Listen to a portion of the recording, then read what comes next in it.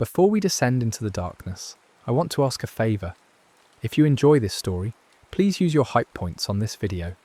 It helps the channel more than you possibly know. If you're listening on Spotify, leaving a review makes a massive difference. And if you'd like, comment what time it is and where in the world you're listening from. We absolutely love seeing where everyone is tuning in. And of course, if you enjoy the content, consider subscribing. Now let's begin. The city wakes the way it always wakes, with the harbour doing its work before the skies fully light. December mornings in Halifax have a particular quality. The cold comes in off the water with a dampness that finds its way through wool and brick, and the dark lingers longer than it should, as if the sun is reluctant to commit to the day. But the city doesn't wait. The docks are already moving, stevedores calling to each other in voices that carry across the water, their breath visible in the air. Ships sit at anchor or tied to piers, their shapes familiar, their presence expected. This is what a working harbour looks like in wartime. Busy, functional, tense in a way that has become routine. People move through their mornings with the practiced efficiency of those who have done this many times before. A woman in the North End stands at her stove, waiting for the kettle to boil, thinking about the list of errands she needs to run before the shops close early.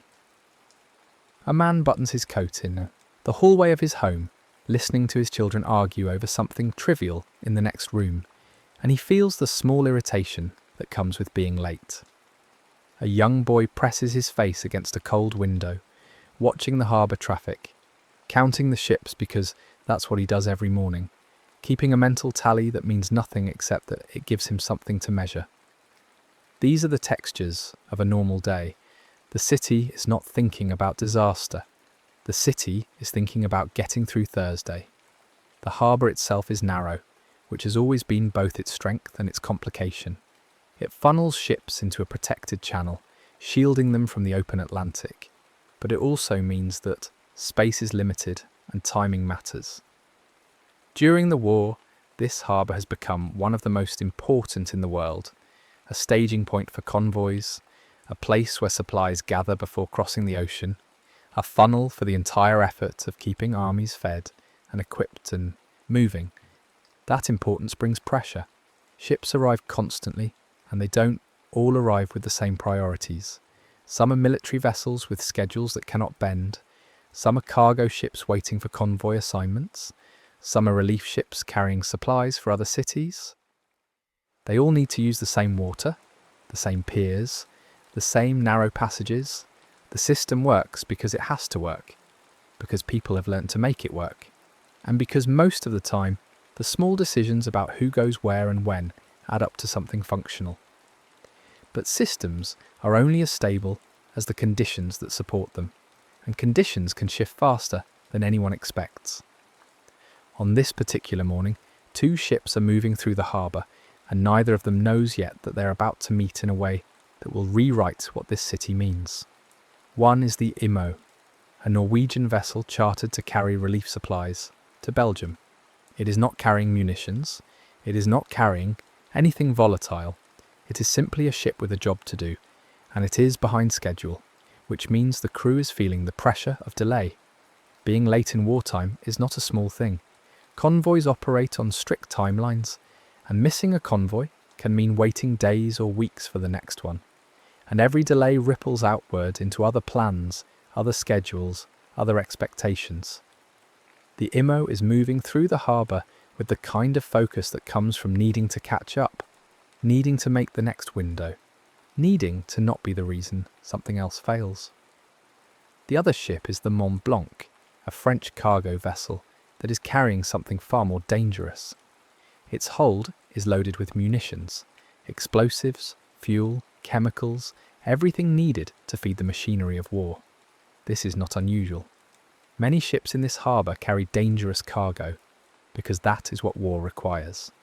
But the Mont Blanc is particularly volatile. Its cargo includes benzol, a highly flammable liquid, and picric acid, an explosive compound, and TNT and gun cotton, all packed together in a way that makes the ship itself a kind of floating bomb. The crew knows this. They handle their duties with the careful attention of people who understand that one mistake could be catastrophic. They follow the rules. They display the correct signals. They move slowly. They assume that other ships will see them and give them space because that is what the rules say should happen. The problem is that rules depend on communication, and communication depends on interpretation. And interpretation depends on people seeing the same thing and understanding it the same way. In a busy harbour on a cold morning, with multiple ships moving at once, with steam and smoke blurring sightlines, with the pressure of schedules and the noise of daily operations, there are many small opportunities for misunderstanding. A signal might be unclear, a whistle might be misheard, a gap in the channel that looks sufficient from one angle might look too narrow from another. And once a misunderstanding begins, it can be very hard to correct because ships are large and slow to respond, and the water does not forgive imprecision. The two ships approach each other in the Narrows, the part of the harbour where the channel is tightest. From their respective positions, both crews are making decisions that seem reasonable. The Imo is moving with the urgency of a ship that cannot afford more delays. The Mont Blanc is moving with the caution of a ship that knows what it carries. Each side interprets the other's actions through the lens of their own priorities. Each side assumes the other will yield, because from their perspective, that is the logical thing to do. And so they continue on paths that are converging, and the distance between them shrinks, and the moment when correction would be simple passes, and then the moment when correction would be difficult passes, and then the moment when correction might still be possible passes, and then there is no more room for correction at all. The collision happens at 8:45 in the morning. It is not a dramatic impact in the cinematic sense. There is no explosion yet, no fireball, no immediate catastrophe. It is simply two large objects meeting with enough force to damage both. The Imo's bow strikes the Mont Blanc's hull, tearing into the metal, rupturing the barrels of benzol stored there.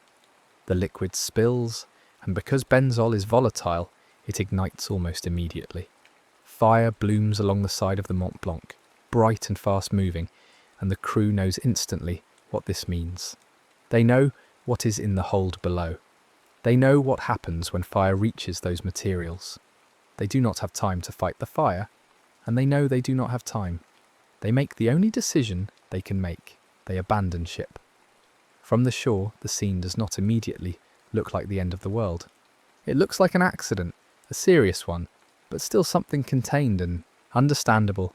A ship is on fire in the harbour. This is bad, but it is the kind of bad that has solutions. People who live near the waterfront come out to watch, because watching is what you do when something unusual happens. Fire crews begin organising, because this is their job. Dock workers pause in their tasks, trying to assess whether they need to move, whether the fire will spread, whether this is something they need to worry about. The Mont Blanc drifts, burning, pushed by its own momentum and the current, and it moves toward Pier 6, toward the densely packed neighbourhood of Richmond, toward the place where the city presses closest to the water. The crew of the Mont Blanc is rowing away in lifeboats, shouting warnings in French, trying to tell anyone who will listen that the ship is going to explode, that people need to move, that there is no time. But their warnings are in French, and many of those who hear them do not understand French, and even those who do cannot quite process the scale of what is being said. A ship exploding is not something the mind easily accepts as imminent. It sounds like panic, like exaggeration, like the kind of thing people say when they are frightened. And so, the warnings are heard but not fully believed, and people continue to watch, and the fire continues to burn, and the Mont Blanc continues to drift, and time moves forward in a way that feels both slow and impossibly fast. Children stand on hillsides, watching the fire because it is dramatic and different, and they do not know what is about to happen. Workers stand on the docks, evaluating the situation, trying to decide if they need to act. A train has stopped on the tracks near the harbour, and the conductor stands looking at the burning ship, calculating distances, wondering if he should move the train, wondering if there is time. In homes throughout the North End, people are pausing at their windows, curious but not alarmed, because a fire on a ship is concerning but not necessarily dangerous to those on land. The city is watching, and in that watching there is a strange collective pause, a moment when hundreds of people are all looking at the same thing, all trying to understand what it means, all waiting for the next piece of information that will tell them what to do.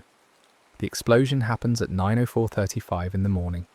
It is the largest man-made explosion before the atomic age, and it releases energy equivalent to roughly 3 kilotons of TNT. In an instant, the Mont Blanc ceases to exist as a ship. It is transformed into a massive release of energy, a shock wave that moves outward faster than sound, a pressure wave that tears through air and water and anything in its path. The blast is so powerful that it creates a wave in the harbour that rises 50 feet high. It is so powerful that it vaporizes everything within a quarter-mile radius. It is so powerful that it shatters windows in buildings miles away. It is so powerful that people in towns over 60 miles distant hear it and feel the ground shake. For those closest to the blast, there is no time to react, no moment of understanding. One moment the world is as it has always been, and the next moment it is gone. Homes disintegrate, bodies are thrown through the air, metal and wood and glass and stone all become projectiles moving at lethal speeds. The neighbourhood of Richmond, which seconds before was a place where people were eating breakfast and getting ready for work and living their lives, becomes an unrecognizable landscape of debris and fire. The force of the blast levels over 1,600 homes. It kills nearly 2,000 people in an instant, and that number will grow in the days that follow as injuries take their toll. But even for those farther from the centre, the experience is one of profound disorientation. The shockwave moves through the city in layers. First there is the sound, but it is not a sound the way normal sounds are. It is a physical thing, a pressure that hits the body and the ears and makes thinking impossible for a moment. Then there is the shaking, the sense that the ground itself is unreliable, that the basic stability of standing on earth has been compromised. Then there is the wind, the rush of air moving in and then moving out, pulling at clothes and hair and anything loose. And then for a moment there is silence, a strange hollow quiet where the brain is trying to restart, trying to process what just happened, trying to reconcile the before and the after. A woman who was standing in her kitchen finds herself on the floor, surrounded by broken dishes, and she does not remember falling. She stands slowly, feeling pain in places she cannot yet identify, and she looks toward the window, except there is no window anymore, just a frame with jagged edges, and through it she can see smoke and dust and shapes that do not make sense.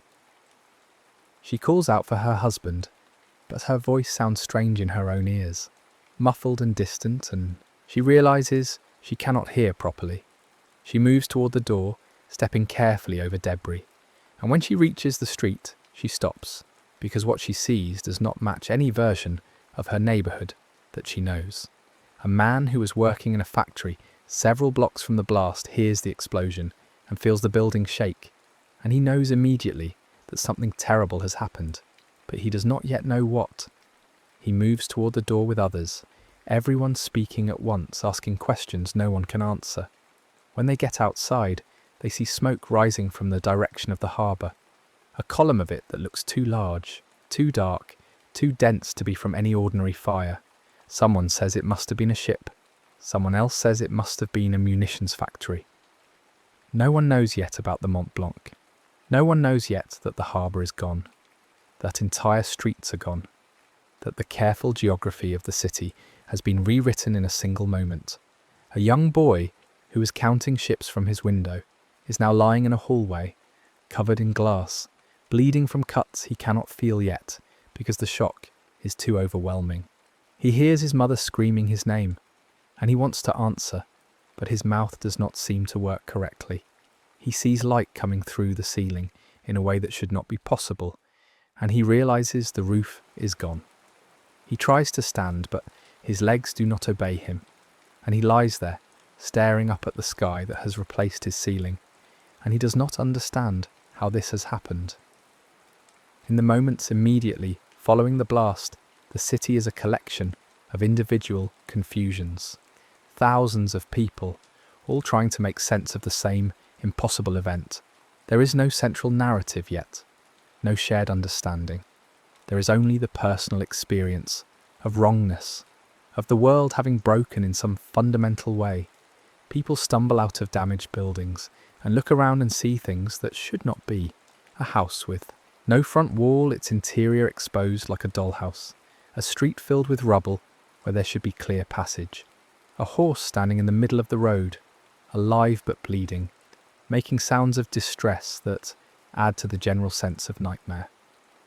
The fire starts almost immediately, spreading from the wreckage of shattered homes, ignited by overturned stoves and broken gas lines and the heat of the blast itself. In the North End, where the damage is worst, fire becomes a new and immediate threat.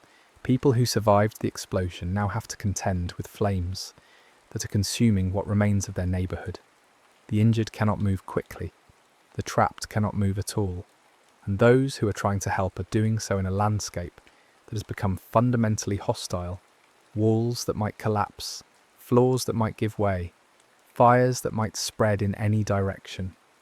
The first responders are not just firefighters and police, they are anyone who can move, anyone who has the physical capacity and the presence of mind to act. A factory worker pulls a child from beneath a collapsed wall, lifting debris with his bare hands, ignoring the cuts on his palms. A shopkeeper organises the people around him, directing some to search for survivors and others to carry water, creating order out of chaos through the simple act of giving clear instructions. A woman who trained as a nurse years ago finds herself triaging injuries in the street, deciding who needs help immediately and who can wait, making judgments she was never trained to make on this scale. Communication is fractured. The telephone system is damaged. The telegraph lines are down. The usual methods of coordinating a response are not available, and so the response becomes organic, local, improvised. People help the person in front of them, and then the next person, and then the next. There is no grand strategy, no efficient deployment of resources. There is only the immediate and the urgent and the desperate. The Halifax Fire Department responds as quickly as it can, but the scale of the disaster is beyond anything they have trained for. The deputy chief, standing on a ridge and looking down at the North End, can see multiple fires burning, can see entire blocks that are simply gone, can see that normal firefighting methods will not be sufficient. He begins organising what resources he has, sending crews to where they might do the most good, but he knows even as he makes these decisions that they are inadequate. There are not enough men, not enough hoses, not enough water pressure, not enough time. The explosion has also damaged the city's infrastructure in ways that make the response harder. Water mains have burst, reducing the pressure available for firefighting. Roads are blocked with debris, making it difficult for equipment to reach the affected areas. Buildings that are still standing might be structurally unsound, making rescue work dangerous. And over all of this is the reality that no one yet knows the full extent of what has happened. Reports are coming in piecemeal, incomplete, often contradictory. Someone says the entire North End is gone. Someone else says it was a German attack. Someone else says it was an accident. The truth is that no one has the full picture yet, and so everyone is operating with partial information, making decisions based on guesses and instinct, and the immediate evidence of their senses. The injured begin to arrive at hospitals in waves. Victoria General Hospital, located on the edge of the blast zone, has itself been damaged. Windows shattered, ceilings collapsed in some areas, equipment destroyed. But it is still standing, and it is still functional, and within minutes of the explosion, the staff are organising to receive casualties. They do not yet know how many are coming. They do not yet know what kinds of injuries to expect. They simply know that people will need help, and they begin preparing for that. The first Casualties are the ones who can still walk, who have made their own way to the hospital with cuts and burns and broken bones. They arrive bleeding, some in shock, some remarkably composed, all needing attention. The staff move quickly, setting up triage stations, assessing injuries, deciding who needs immediate surgery and who can wait.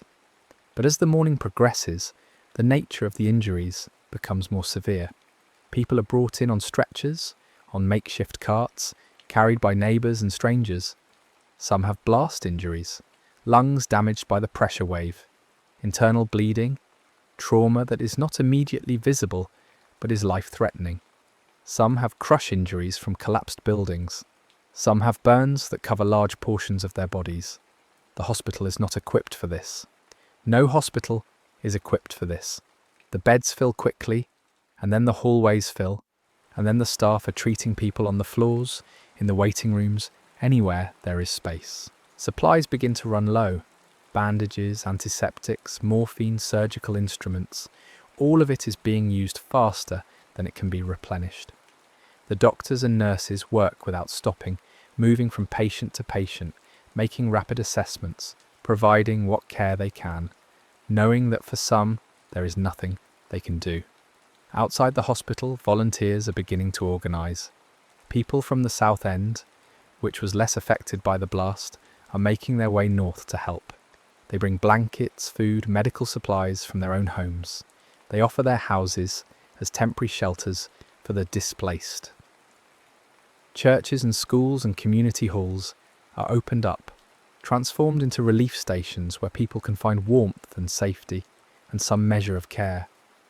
The response is not coordinated by any central authority at first. It is simply the human instinct to help, manifesting in hundreds of small acts that collectively begin to make a difference. But even as help is arriving, the situation continues to deteriorate. The fires in the North End are spreading, consuming block after block. The fire department is fighting them, but they are undermanned and overwhelmed.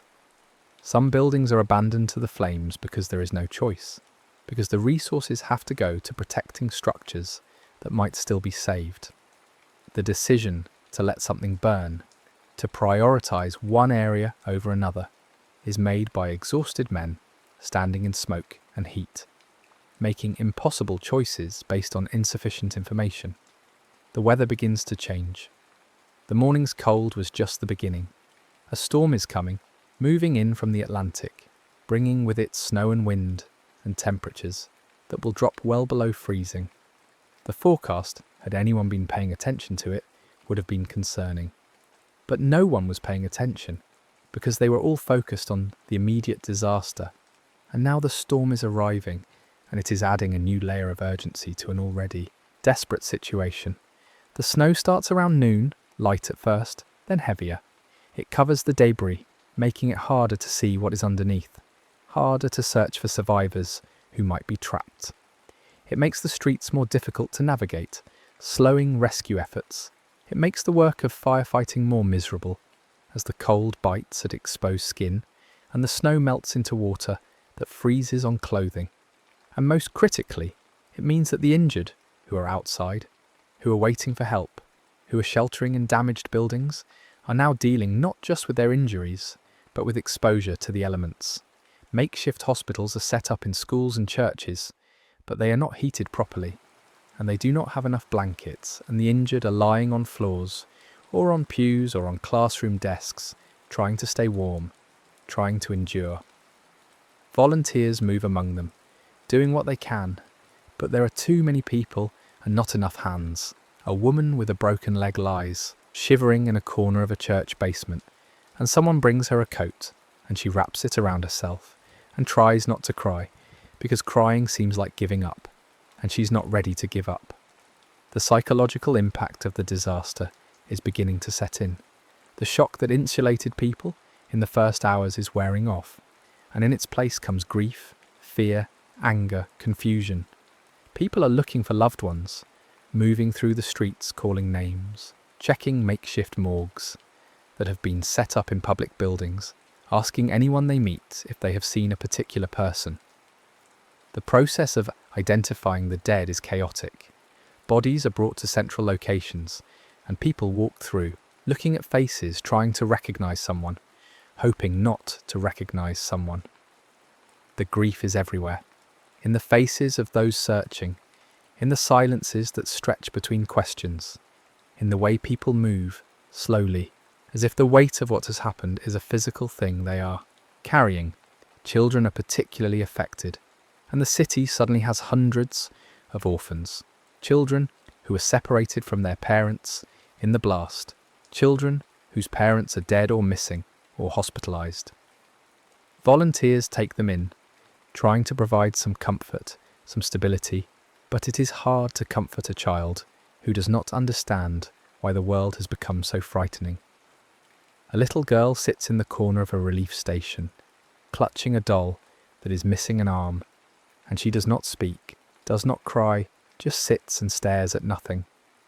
Someone brings her food, and she does not eat it. Someone asks her name, and she does not answer. She is somewhere else, somewhere inside herself, where the noise and the fear cannot reach. As night falls, the city is still burning. The fires in the north end continue despite the best efforts of the fire crews. The snow is falling heavily now, accumulating on the ground, making everything more difficult. The temperature drops further, and the injured are suffering from hypothermia in addition to their other wounds. Hospitals are running out of space, out of supplies, out of the energy needed to keep going. Doctors and nurses have been working for over 12 hours without rest, and they will continue working through the night, because there is no alternative, because people are still dying, and as long as people are dying, they will keep working. The military has been mobilized, and soldiers are arriving to help with rescue efforts and to maintain order. They move through the streets with lanterns and shovels, searching collapsed buildings, pulling people from the rubble, carrying the injured to aid stations. The work is slow and dangerous. Buildings that are still standing might collapse at any moment. Fires might spread without warning. And all of it is happening in the dark, in the snow, in the cold that makes everything harder. Word of the disaster is spreading beyond Halifax. Other cities are beginning to mobilise. Relief efforts, sending supplies, medical personnel, engineers, anyone who might be useful. Trains are being loaded with blankets and food and medicine.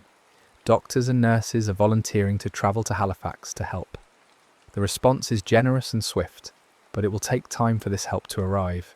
And in the meantime, Halifax is on its own, dealing with a catastrophe that has exceeded every capacity it has. The blizzard intensifies overnight. The wind howls through the damaged buildings, finding every gap and crack, making it impossible to stay warm, even indoors.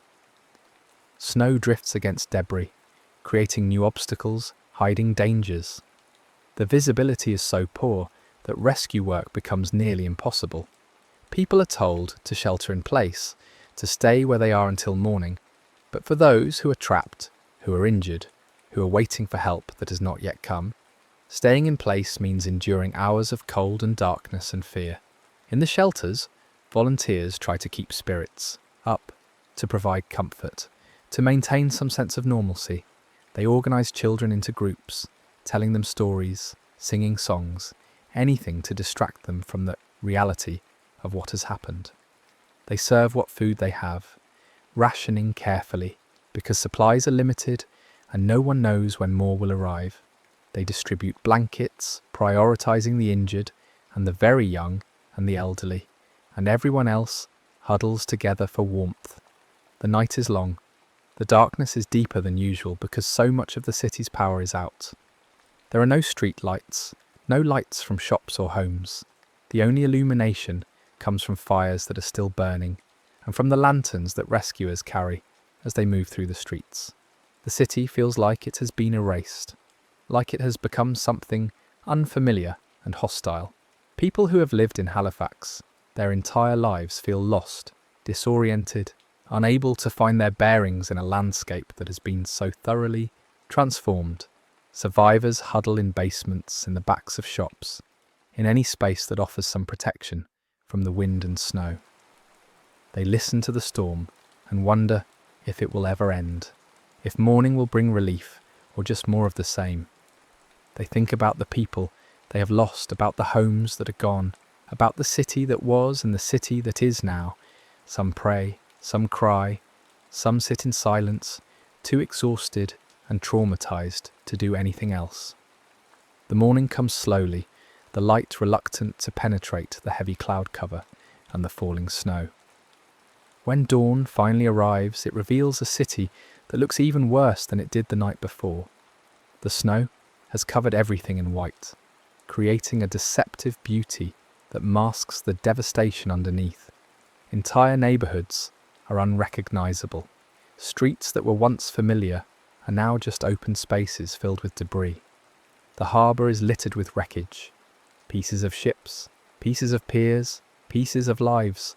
The rescue efforts resume with the light, but the conditions are brutal.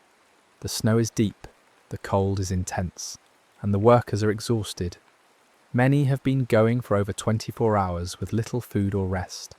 Their hands are numb. Their faces are raw from the wind. Their bodies are operating on reserves that are nearly depleted. But they continue, because the alternative is to stop. And stopping means accepting that there are people who will not be saved. Medical supplies are arriving from other cities now, and the hospitals are able to restock their most critical items. Doctors from Boston, Montreal, and New York are arriving to assist, bringing with them expertise in trauma care and disaster medicine. They integrate into the existing teams, and the level of care improves, though the sheer number of patients means that everyone is still working at capacity. The morgues are filling, bodies are being brought in constantly, some identified, many not. The process of cataloguing the dead is grim, work performed by volunteers who have to steel themselves against the emotional impact of what they're seeing. They record details, clothing, jewellery, physical characteristics, anything that might help someone identify a loved one later. The bodies are laid out in rows, covered with sheets, and families come through in a steady stream, looking, hoping not to find what they are looking for, hoping that their loved one is somewhere else, somewhere safe, even though deep down they know. The number of dead is climbing. The official count will eventually reach nearly 2,000, but that number does not include those who will die in the following weeks, from their injuries, from infections, from complications that arise later. It does not include those who are never found, whose bodies were vaporized in the blast, or buried so deeply in the rubble that they will not be recovered. The true toll is larger than any number can capture, because it includes not just the dead but the wounded, the traumatized, the displaced, all those whose lives have been permanently altered. The injured continue to arrive at aid stations days after the blast. Some have been trapped in collapsed buildings and are only now being found. Some have been caring for their injuries on their own, trying to avoid the hospitals because they seem too overwhelmed, but now infections are setting in. Wounds are worsening, and they have no choice but to seek help. Each new arrival is a reminder that the disaster is not over, that the consequences are still unfolding, that there is no clean end point where everyone can say it is finished. One of the lasting impacts of the explosion is the number of people who are blinded. The blast occurred in the morning when many people were looking out their windows, drawn by the burning ship in the harbour. When the explosion happened, the windows shattered and glass was driven into faces at high velocity. Eyes were particularly vulnerable, and hundreds of people suffer eye injuries, many of them permanent. Children are particularly affected because they were the ones most likely to be standing at windows, watching the fire with curiosity. The thought of it, that curiosity, that innocent interest in something unusual, leading to blindness, is one of the many small tragedies that make up the larger catastrophe. The relief efforts begin to take on a more organised structure as the days pass. The government establishes a relief commission to coordinate aid, to manage the distribution of supplies, to oversee the reconstruction that will be necessary. Money and materials are pouring in from across Canada and from the United States. Boston, in particular, sends massive amounts of aid, a gesture that Halifax will remember and honour for generations. Trains arrive loaded with supplies, and volunteers work to unload and distribute them to the areas of greatest need. But even with help arriving, the scale of what needs to be done is overwhelming. Thousands of people are homeless, and winter is not going to wait. Temporary housing has to be built, quickly and in large quantities. Workers labour around the clock, constructing simple wooden structures that can provide shelter from the cold. These buildings are not comfortable, and they are not meant to be permanent, but they are warm and dry, and that is enough. The question of blame begins to surface. People want to know how this happened, want to know if it could have been prevented, want to know who is responsible. Investigations are launched, testimonies are taken, and the story of the collision and its aftermath is reconstructed in painstaking detail. The findings are complex. There were failures of communication, failures of judgment, failures of procedure. Both ships made decisions that contributed to the collision. But assigning blame does not bring anyone back, does not rebuild the homes, does not heal the wounds. It is a necessary process, a legal and moral reckoning, but it does not provide the kind of closure that people are seeking. What becomes clear in the aftermath is that the disaster was not the result of evil or malice. It was the result of ordinary human fallibility, amplified by the pressures of war and the complexities of managing a busy harbour. People made mistakes, and the consequences of those mistakes were catastrophic. This is perhaps more disturbing than if there had been a villain, because it means that there is no one to direct anger at, no clear target for the rage and grief that survivors feel.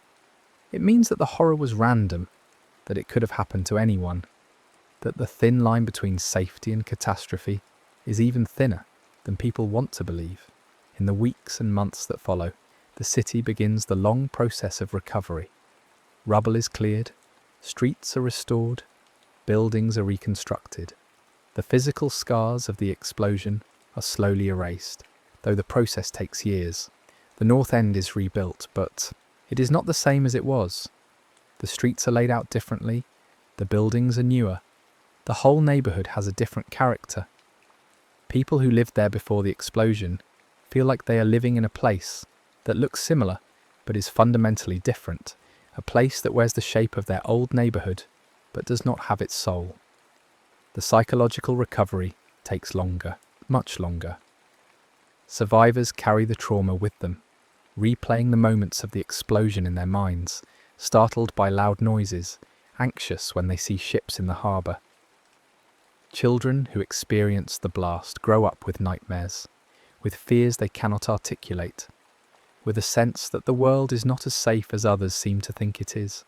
Families are fractured by loss, by grief that does not heal, by the difficulty of moving forward when so much has been taken away. But alongside the trauma, there is also resilience. The community that emerged in the immediate aftermath, the neighbours, helping neighbours, the strangers becoming caregivers, the collective effort to save and protect and rebuild, that community persists. People remember what it felt like to be part of something larger than themselves, to be connected by shared suffering and shared purpose. The disaster created bonds that last, friendships formed in the worst circumstances that endure through the better times that follow. The story of the Halifax Explosion becomes part of the city's identity, a defining moment that shapes how residents understand themselves and their place in history. It is taught in schools, commemorated in memorials, remembered in stories passed down through families. But for those who lived through it, it is more than history. It is a lived experience, a set of memories that remain vivid no matter how much time passes. They remember the sound of the explosion, the way the ground shook, the smell of smoke and burning, the sight of the sky on that morning, the faces of those they lost. They remember small things too, details that seem insignificant, but that stick in the mind with strange clarity.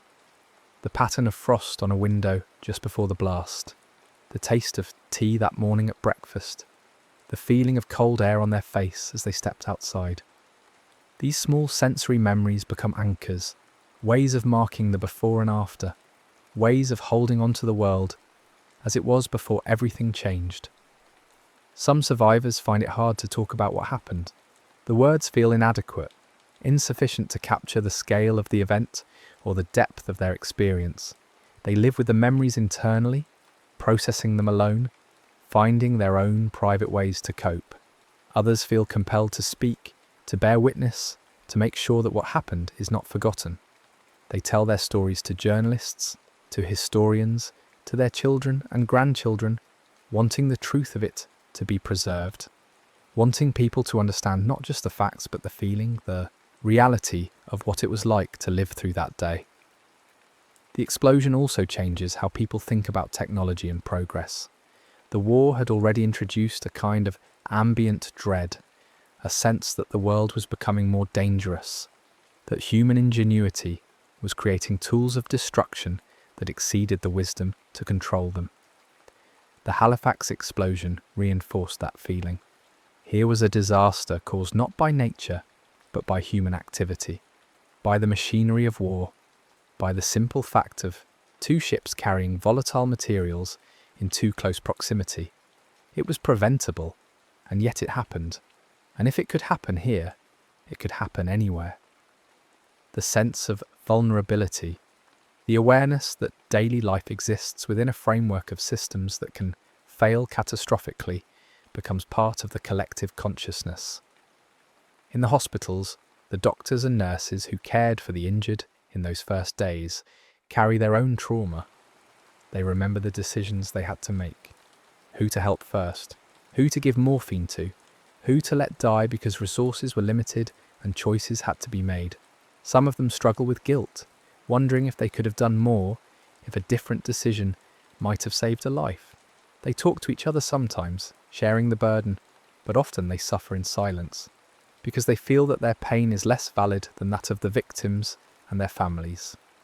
The relief workers, the volunteers who showed up to help in the immediate aftermath, also carry the experience with them. Many of them were not trained for disaster response, were not prepared for the things they would see and do. They helped pull bodies from rubble. They held the hands of dying strangers. They worked until they collapsed from exhaustion. And then when the immediate crisis was over, they went back to their regular lives. But they were changed. They had seen what people are capable of, both the worst, the fragility and vulnerability of human life, and the best, the courage and compassion that emerge in the face of suffering. The story of the Halifax Explosion is also a story about community and mutual aid. In the days and weeks after the blast, the city functioned not through top-down directives, but through distributed, organic efforts. People assessed the needs around them and responded. They shared food, shelter, labour, comfort. They created systems of care out of nothing, improvising solutions to problems they had never encountered before. This kind of response, decentralised, adaptive, driven by empathy rather than obligation, became a model for disaster relief, though it was not recognised as such at the time. It was simply what people did, because it was what needed to be done. The children who survived grow up with a particular kind of knowledge, a wisdom that comes from having experienced something that most people never will. They know that safety is conditional, that the world can change in an instant, that loss is always possible. Some of them become cautious, risk-averse, protective of themselves and those they love. Others become bold, feeling that since they have already survived the worst, they have less to fear. But all of them carry the memory, and it shapes how they move through the world, how they assess danger, how they value the ordinary moments of peace and stability. The physical reconstruction of Halifax is, in some ways, the easiest part of the recovery. Buildings can be rebuilt, streets can be cleared, infrastructure can be restored. But the emotional and social reconstruction is more complex. Families have to learn how to function with missing members. Communities have to redefine themselves without the people and places that were lost. The city has to integrate the disaster into its story, to find a way to honour the dead while also moving forward, to remember without being paralysed by grief. Memorials are built, places where people can come to remember, to grieve, to connect with others who share their experience. These become important gathering points, especially in the early years when the disaster is still fresh. People stand at the memorials and cry, or they stand silently, or they talk to each other about what they remember. The memorials serve a function providing a physical location for the emotional work of mourning, but they are not enough. Grief is not something that can be contained in a single place or expressed in a single ritual. The explosion also has political and social consequences. The disaster exposes weaknesses in the city's infrastructure, in its emergency preparedness, in its capacity to respond to large-scale crises. These weaknesses are addressed in the years that follow with improvements to building codes, fire safety regulations, harbour management procedures. The lessons of Halifax are applied not just in that city, but in others, as governments and institutions study what happened and what might be done to prevent similar disasters in the future. But there is also a recognition that no amount of preparation can eliminate risk entirely. Systems can be made safer, but they cannot be made perfectly safe. Human error will always be a factor. Chance will always play a role. The Halifax explosion becomes a case study in both what can be done to mitigate disaster and what cannot be controlled. It is a humbling lesson, a reminder that for all of human ingenuity and effort, there are limits to what can be foreseen and prevented. As the years pass, the survivors age and the memory of the explosion begins to transition from lived experience to recorded history.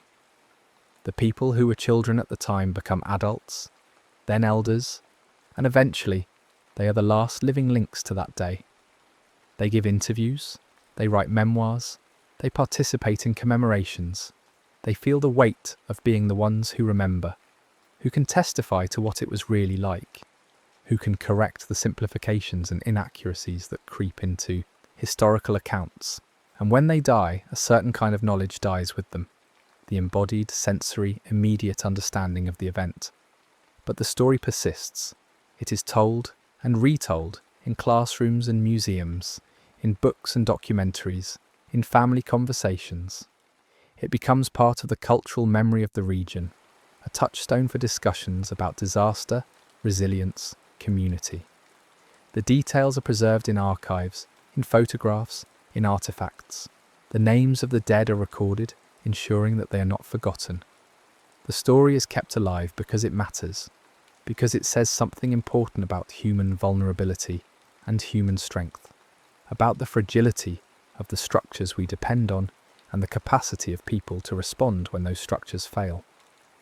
The Halifax explosion is often described as a forgotten disaster, overshadowed by the larger events of the First World War and later by the Second World War.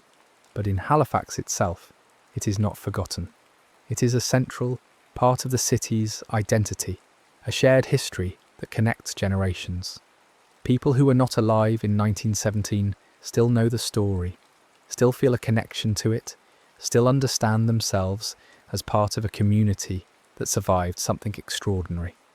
There is a particular quality to disasters that occur during ordinary moments: the plane crash during a routine flight, the earthquake during breakfast, the explosion on a Thursday morning when people are thinking about their errands and their work. These events are more disturbing than those that occur during already extraordinary circumstances, because they violate the assumption that daily life is safe, that the normal rhythms of existence are reliable. The Halifax explosion was this kind of disaster. It happened on a day that started like any other, and that ordinariness makes it more haunting because it suggests that catastrophe is always closer than we think, that the line between a normal morning and a tragedy is thinner than we want to believe. For the survivors, the challenge was not just to recover from what happened, but to find a way to trust the world again, to believe that it was possible to go about daily life without constant fear, to rebuild not just homes and streets, but the sense of security that had been shattered. Some managed this more easily than others. Some were able to compartmentalize the experience, to put it in a mental box and move forward with their lives. Others struggled, carrying the fear and anxiety with them, never quite able to relax, always waiting for the next catastrophe. The psychological concept of post-traumatic stress was not well understood in 1917. Survivors who struggled with nightmares, flashbacks, hypervigilance, and other symptoms did not have a framework for understanding what they were experiencing. They often felt isolated, ashamed of their inability to just get over it, blame themselves for their continued distress.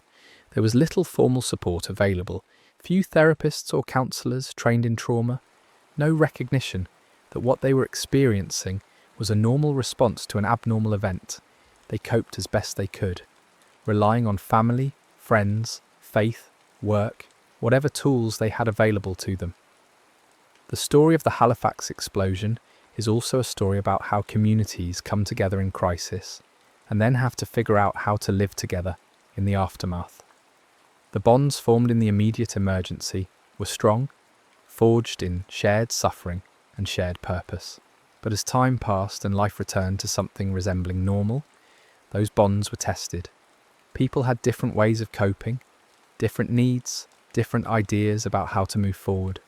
Some wanted to talk about what had happened, to process it collectively. Others wanted to put it behind them, to focus on the future rather than dwelling on the past.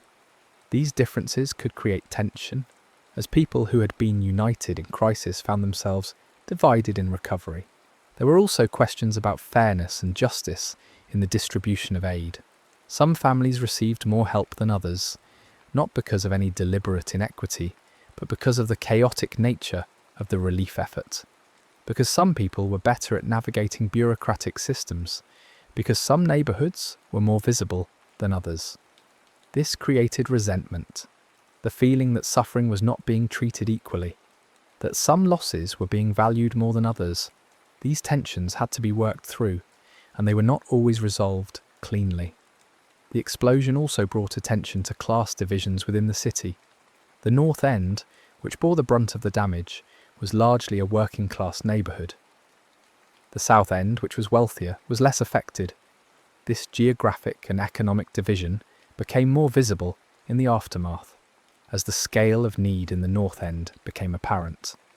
There was a generous response from those who had resources, but there was also an awareness that the disaster had not affected everyone equally, that privilege could provide a buffer even against something as random and indiscriminate as an explosion. The reconstruction of the North End became an opportunity to address some of the poor housing conditions that had existed before the blast. New homes were built to better standards, with more attention to safety and comfort.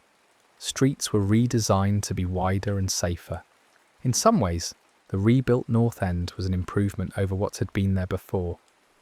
But this was cold comfort to those who had lost their homes and loved ones, who would have preferred to have their old neighbourhood back, with all its flaws, rather than a better one purchased at such a terrible price. The maritime culture of Halifax also shaped how the disaster was understood and remembered. This was a city that had always lived in close relationship with the sea, that understood the ocean as both a source of livelihood and a source of danger. Ships had always come and gone, carrying cargo, carrying people, and there had always been risks, storms, collisions, mechanical failures. The explosion was an extreme example of what could go wrong, but it was not entirely outside the realm of possibility for a population that was familiar with maritime hazards. This cultural context meant that while the disaster was shocking, it was perhaps not as incomprehensible as it might have been in a landlocked city with no experience of the sea's dangers. The war context also mattered. In 1917, the world was already steeped in violence and loss. The war had been grinding on for 3 years, and people were accustomed to reading about casualties, about battles, about destruction. The Halifax explosion was an additional tragedy layered on top of the ongoing tragedy of the war. For some, this made it feel like just one more piece of a larger pattern of suffering. For others, It felt different, more personal, because it happened at home rather than on some distant battlefield. The explosion brought the violence of wartime into domestic space, into a place that was supposed to be safe. In the years immediately following the explosion, there was debate about how to memorialize the event.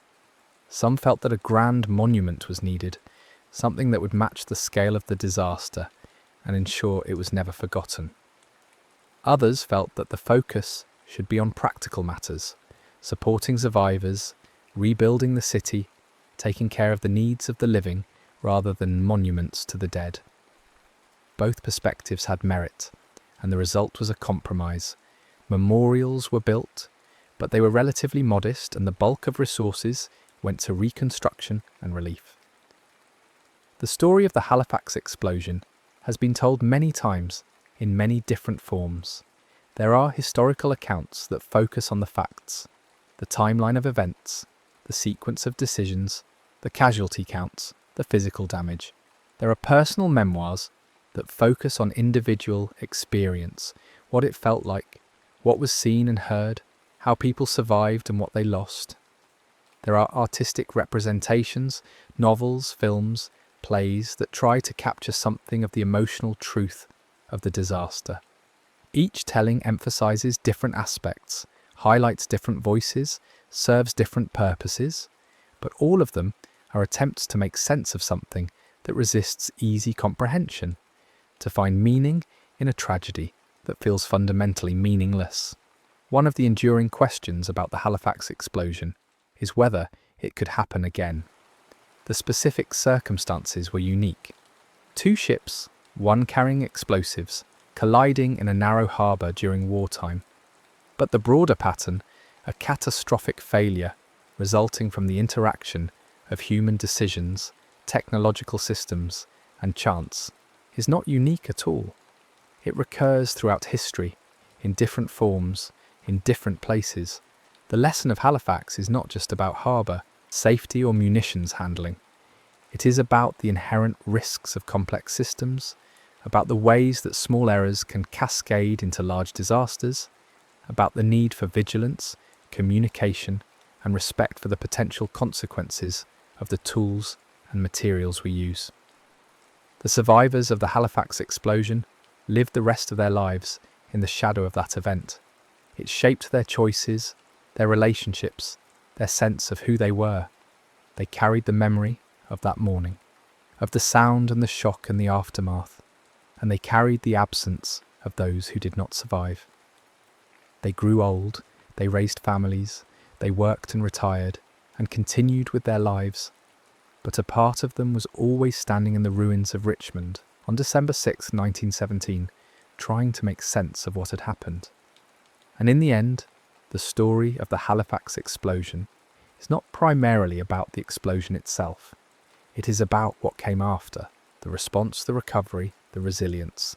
It is about the doctors and nurses who worked until they dropped, about the volunteers who showed up, not because they had to, but because they could, about the neighbours who helped each other, about the strangers who became caregivers. It is about the city that was broken and then rebuilt. Not perfectly, not without scars, but rebuilt nonetheless. It is about the capacity of people to endure terrible things and to keep going, not because they are heroes, but because they are human. And humans have this strange and stubborn ability to survive and to care for each other, even in the darkest moments. The horror of the Halifax explosion is real and undeniable. The loss of life, the suffering, the destruction, all of it is part of the story and cannot be minimised or forgotten. But the other part of the story, the part about human connection and care and determination, is just as real. Both parts are true. The disaster was terrible and the response was extraordinary. The city was devastated and the city endured. People died and people survived and helped each other survive. All of these things happened and they all matter.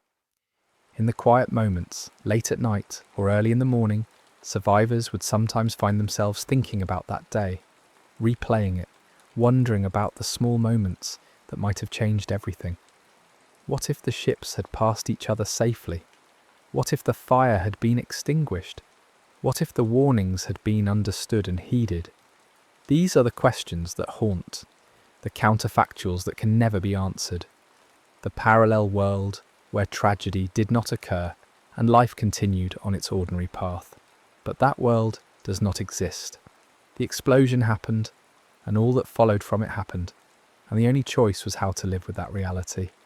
The Halifax Explosion stands as a reminder that the world we inhabit is fragile, that the systems we depend on can fail, that disaster can arrive without warning on an ordinary Thursday morning. But it also stands as a reminder that when those systems fail, people do not simply collapse. They respond, they help, they rebuild, they grieve, but they also endure.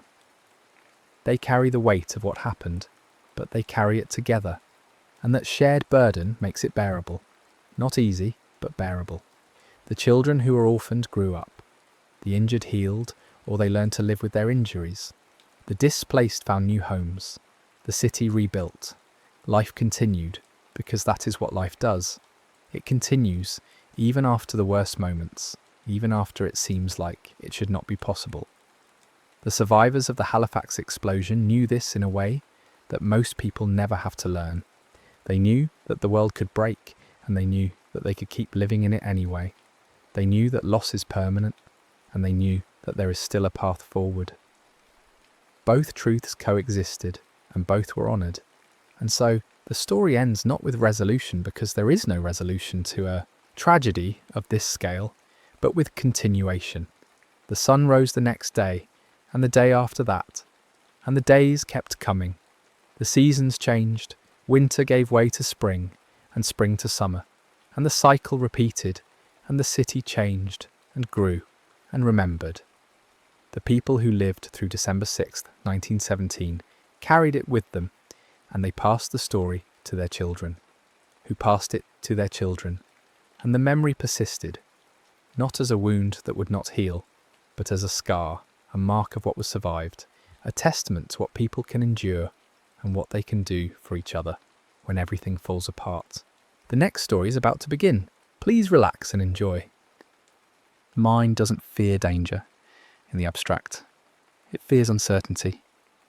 It fears the moment when cause and effect stop connecting, when competence and preparation meet an outcome that shouldn't exist. Some historical events feel like a clean narrative with a beginning, middle, and end. Others feel like a sentence that stops mid-word, leaving the reader staring at empty space where meaning should be. The Dyatlov Pass incident occupies that second category, not because it involves monsters or impossibilities, but because it contains all the elements of ordinary human intention: planning, skill, confidence, routine, and then introduces a sudden break in logic that has never been satisfactorily restored. This isn't a story about supernatural forces or conspiracy theories, though those have certainly grown around the case, like moss on a stone. This is a story about how a winter night in the mountains can turn the world into an unanswered question.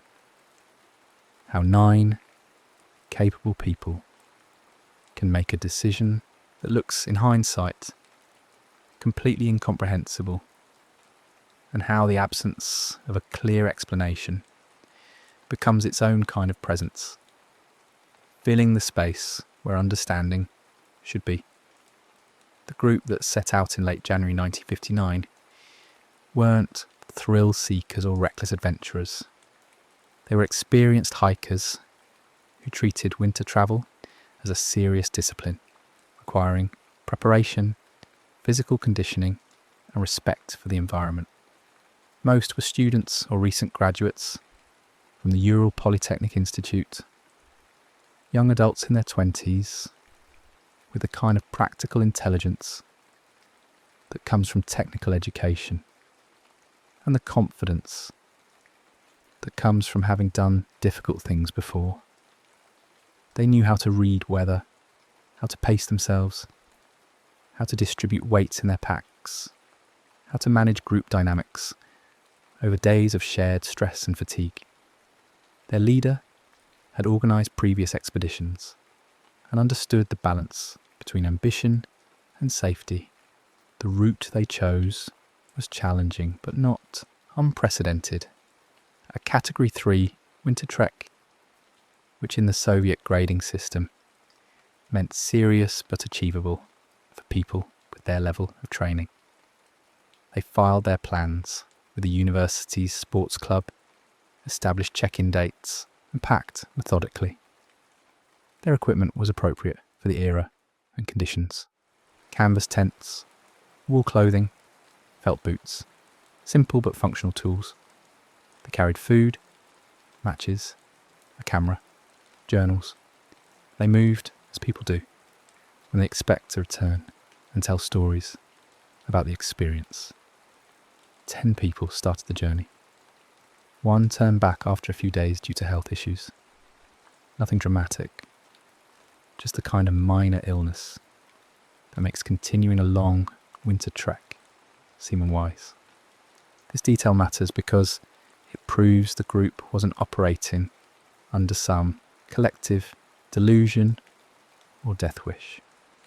When someone felt genuinely unwell, the decision to separate was made rationally, without drama. The remaining 9 continued, and the member who returned home became an unwitting witness to normalcy, carrying back with him proof that up until that point, everything had proceeded according to plan. The mood had been good. The group had been functioning well.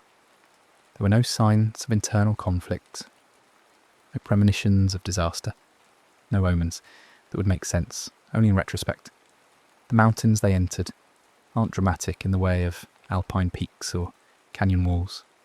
The northern Urals are old mountains, worn down by time into rounded forms and rolling terrain. They are remote rather than vertical, characterised by vast distances, sparse vegetation, and a kind of horizontal emptiness that can be psychologically unsettling in its own way. The danger isn't in the steepness or the technical climbing. It's in the exposure, the weather, the way conditions can shift faster than plans can adapt, and the simple mathematics of distance, multiplied by cold, multiplied by limited daylight. Winter in this region is not a metaphor. It's a physical system with its own logic, indifferent to human presence. Temperatures can drop to levels where exposed skin freezes in minutes.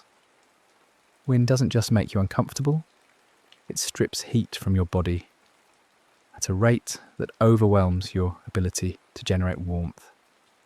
Snow isn't just something that falls. It accumulates, shifts, compacts, and moves according to wind and slope and time. The landscape becomes a constantly changing equation, where yesterday's safe route might be today's dangerous path, and the difference between those states might not be visible until you're already committed. The group understood this. They weren't ignorant. They had experience with winter conditions. They knew that mountains don't negotiate, that nature doesn't care about your plans, your competence, your worthiness. The environment is neutral in the most literal sense. It has no opinion about your survival. It simply creates conditions, and you either adapt to those conditions or you don't. This understanding was part of their preparation, part of why they took the endeavour seriously. The last fully ordinary day of the expedition proceeded as expected. They made distance, they managed their energy, they set up camp in a location that seemed reasonable given their position and the remaining daylight. Nothing about their behaviour suggested panic or poor judgment.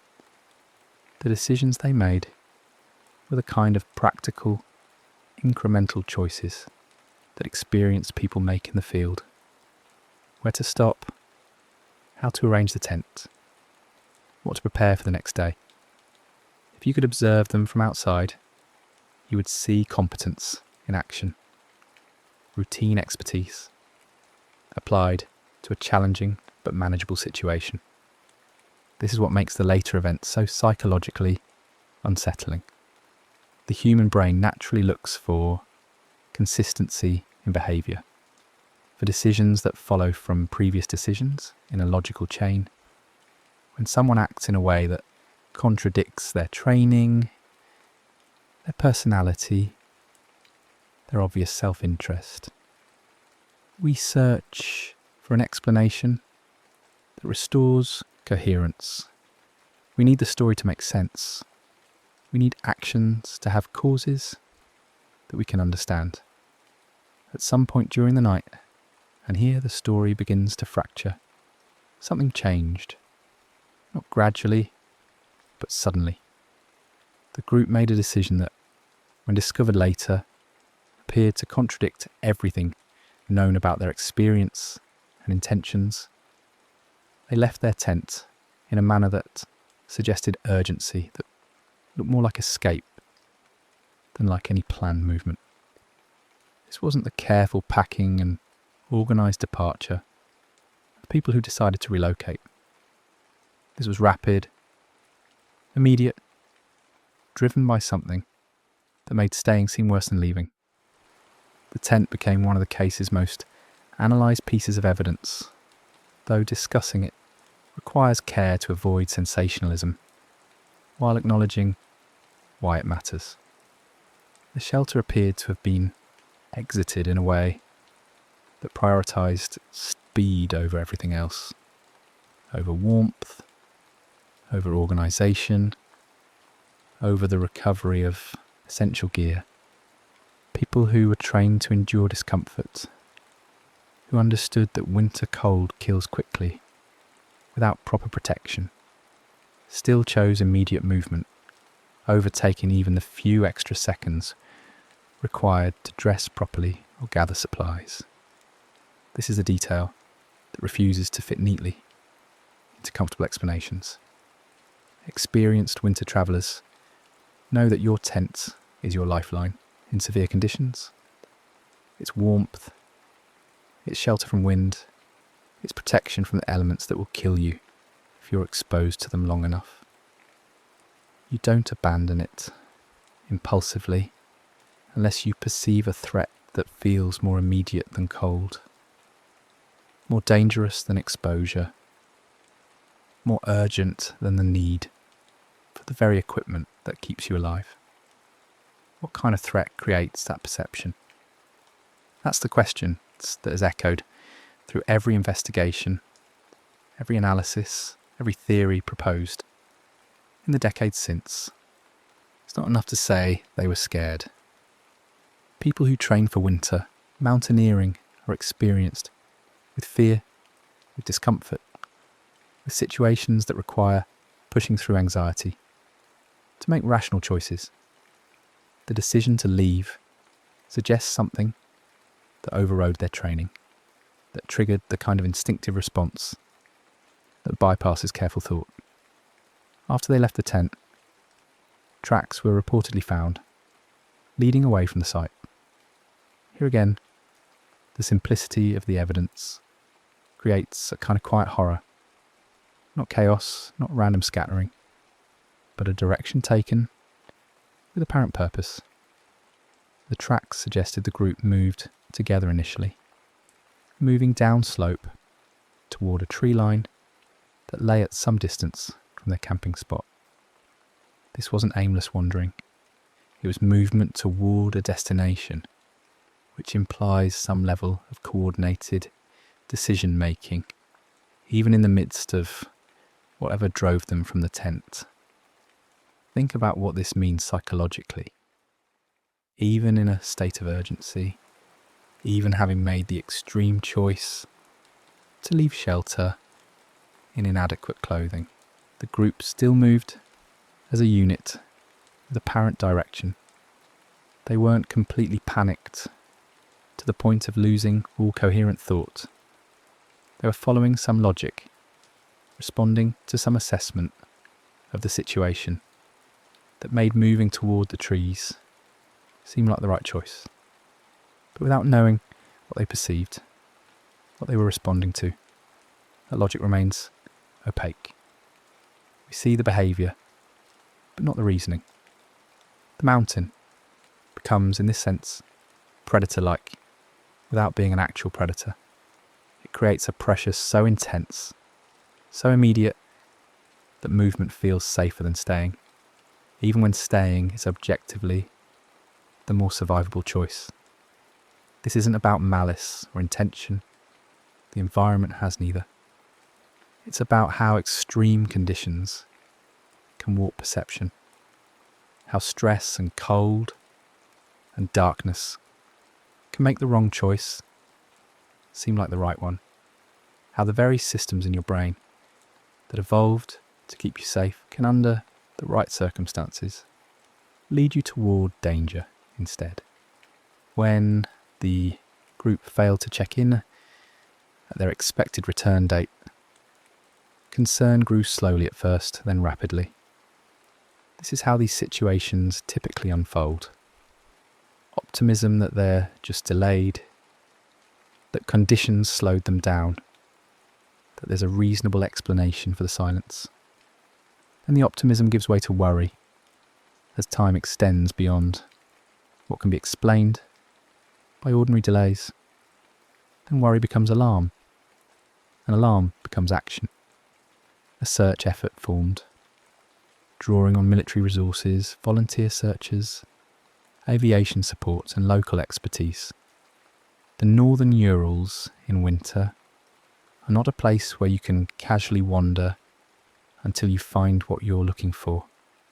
The distances are vast, the terrain is difficult, visibility can be severely limited by weather and whiteout conditions, and every hour that passes reduces the likelihood of finding people alive if they're exposed to the elements.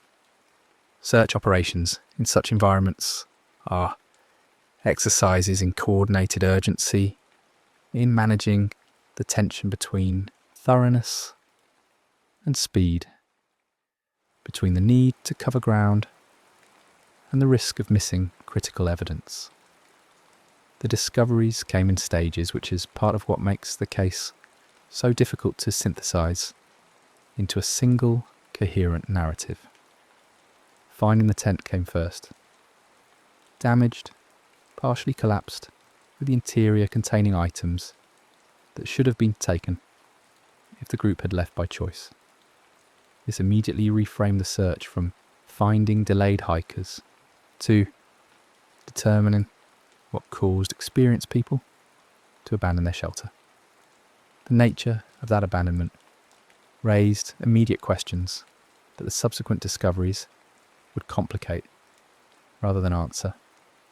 As the search expanded, bodies were found at different locations and in different conditions. Some were closer to the tent, others had made it to the tree line. Still others were found at distance, in positions that suggested they'd survived for some time after leaving the shelter. This spatial distribution tells a story of separation, of the group fragmenting rather than staying together, which adds another layer of questions. Why split up? Was it intentional, or the result of losing each other in darkness and weather? Were some trying to help others? Were they disoriented? What made the case immediately infamous, and what has kept it alive in public consciousness, is that the physical evidence pointed in multiple directions at once. Some findings suggested death from exposure, the expected result of inadequately dressed people spending hours in severe cold. But other findings suggested trauma, force, injuries that seemed inconsistent with a simple story of getting lost and succumbing to hypothermia. This is where discussions of the case often become sensationalised, focusing on specific injuries as if they prove something extraordinary happened, when in fact they complicate the picture without necessarily requiring exotic explanations. The challenge for investigators was that explaining one set of evidence often made another set harder to explain. If you frame it as a pure exposure situation, you have to account for why experienced hikers would make such catastrophic decisions. If you frame it as a natural disaster, like an avalanche, you have to explain the pattern of where bodies were found and the nature of the injuries. If you frame it as some kind of human conflict, you have to account for the lack of evidence supporting that theory and the improbability of such an encounter in that location in winter. The first official explanation offered what amounted to a category, rather than a detailed sequence, an overwhelming natural force, sometimes translated as compelling natural force or unknown compelling force, depending on how the Russian phrase is interpreted. This wasn't incompetence or cover-up. It was the honest limit of what the evidence could support. The investigators could see that something had compelled the group to leave their tent under circumstances that led to their deaths, but they couldn't determine with certainty what that something was. In the absence of definitive proof, they offered a conclusion that was technically accurate, but emotionally unsatisfying. Nature killed them, but we cannot say exactly how or why it happened the way it did. This is part of what makes the case so psychologically sticky. We expect investigations to produce answers, to take chaotic events and reduce them to clear cause and effect. When that doesn't happen, when the paperwork ends with uncertainty, it violates our sense of how stories should work. The world took 9 capable people and left behind physical evidence that still cannot be assembled into a single, coherent narrative that accounts for all the details. That absence of narrative closure becomes its own kind of presence, a gap that the mind wants to fill. Over the decades, numerous theories have been proposed, refined, debated, and challenged. It helps to sort these not by likelihood, but by category, understanding that each attempts to explain the evidence from a different angle, and each has strengths and weaknesses. Nature-driven theories focus on environmental events that could create the conditions for the group's decisions. One prominent suggestion involves wind phenomena, not just ordinary wind, but specific types of high-speed wind events that can occur in mountain environments under certain conditions. Katabatic winds, for instance, can reach extreme velocities and carry acoustic properties that some researchers suggest might produce infrasound at frequencies that affect human physiology and psychology. The theory proposes that such an event could have created feelings of intense panic, pressure, disorientation, or dread that would explain why the group left their shelter, despite their training, telling them to stay. Another nature-based theory involves snow dynamics, not necessarily a full avalanche, but the kind of snow slab movement or accumulation that could create a perceived immediate threat. The tent was positioned on a slope, and even without a major avalanche, the sound and pressure of shifting snow could potentially prompt a rapid evacuation. Once outside in inadequate clothing, the situation would cascade. Cold impairs judgment. Darkness limits navigation, wind disorients, and what began as a tactical retreat becomes a survival crisis where the original shelter becomes unreachable. Some researchers have examined the psychological effects of extreme cold itself, noting that hypothermia produces paradoxical behaviours in its later stages, including paradoxical undressing, where victims remove clothing despite being dangerously cold, driven by confused thermoregulation signals. While this doesn't explain the initial departure from the tent, it could account for some of the puzzling details found later. Behaviours that seem irrational, but are actually products of a failing physiological system.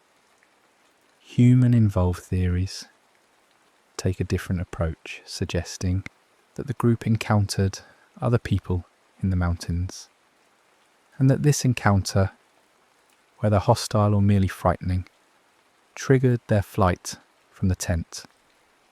This category of explanation faces the challenge of improbability. The location was remote, winter travel was rare, and the chances of encountering anyone else were extremely low. Additionally, there's no physical evidence supporting this theory.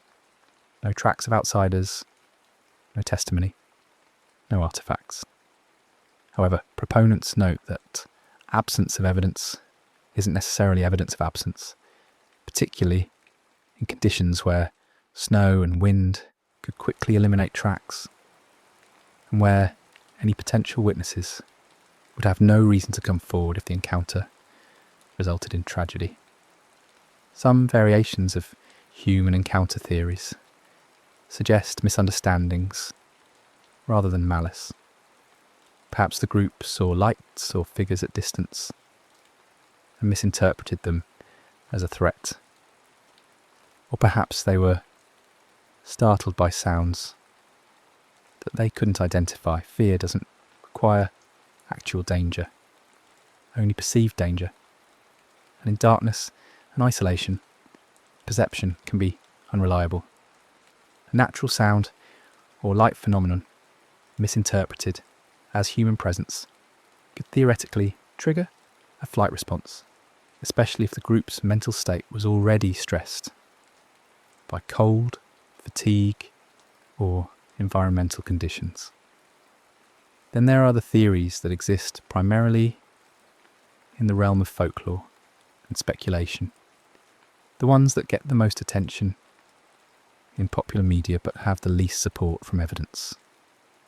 These include stories of secret military tests, radiation, mysterious lights, cryptids, and various forms of cover-up. It's important to understand why these theories emerge and persist. They're attempts by the human imagination to fill the gap left by insufficient explanation, when the mundane answers feel incomplete, when the official reports seem to shrug rather than conclude. People invent narratives that match the emotional weight of the mystery. These speculative theories tell us more about human psychology than about what happened in the mountains. We create monsters because monsters are comprehensible. A strange creature or a government conspiracy has intention, has logic, has a beginning and middle and end. It's actually more comforting than randomness, more satisfying than we don't know.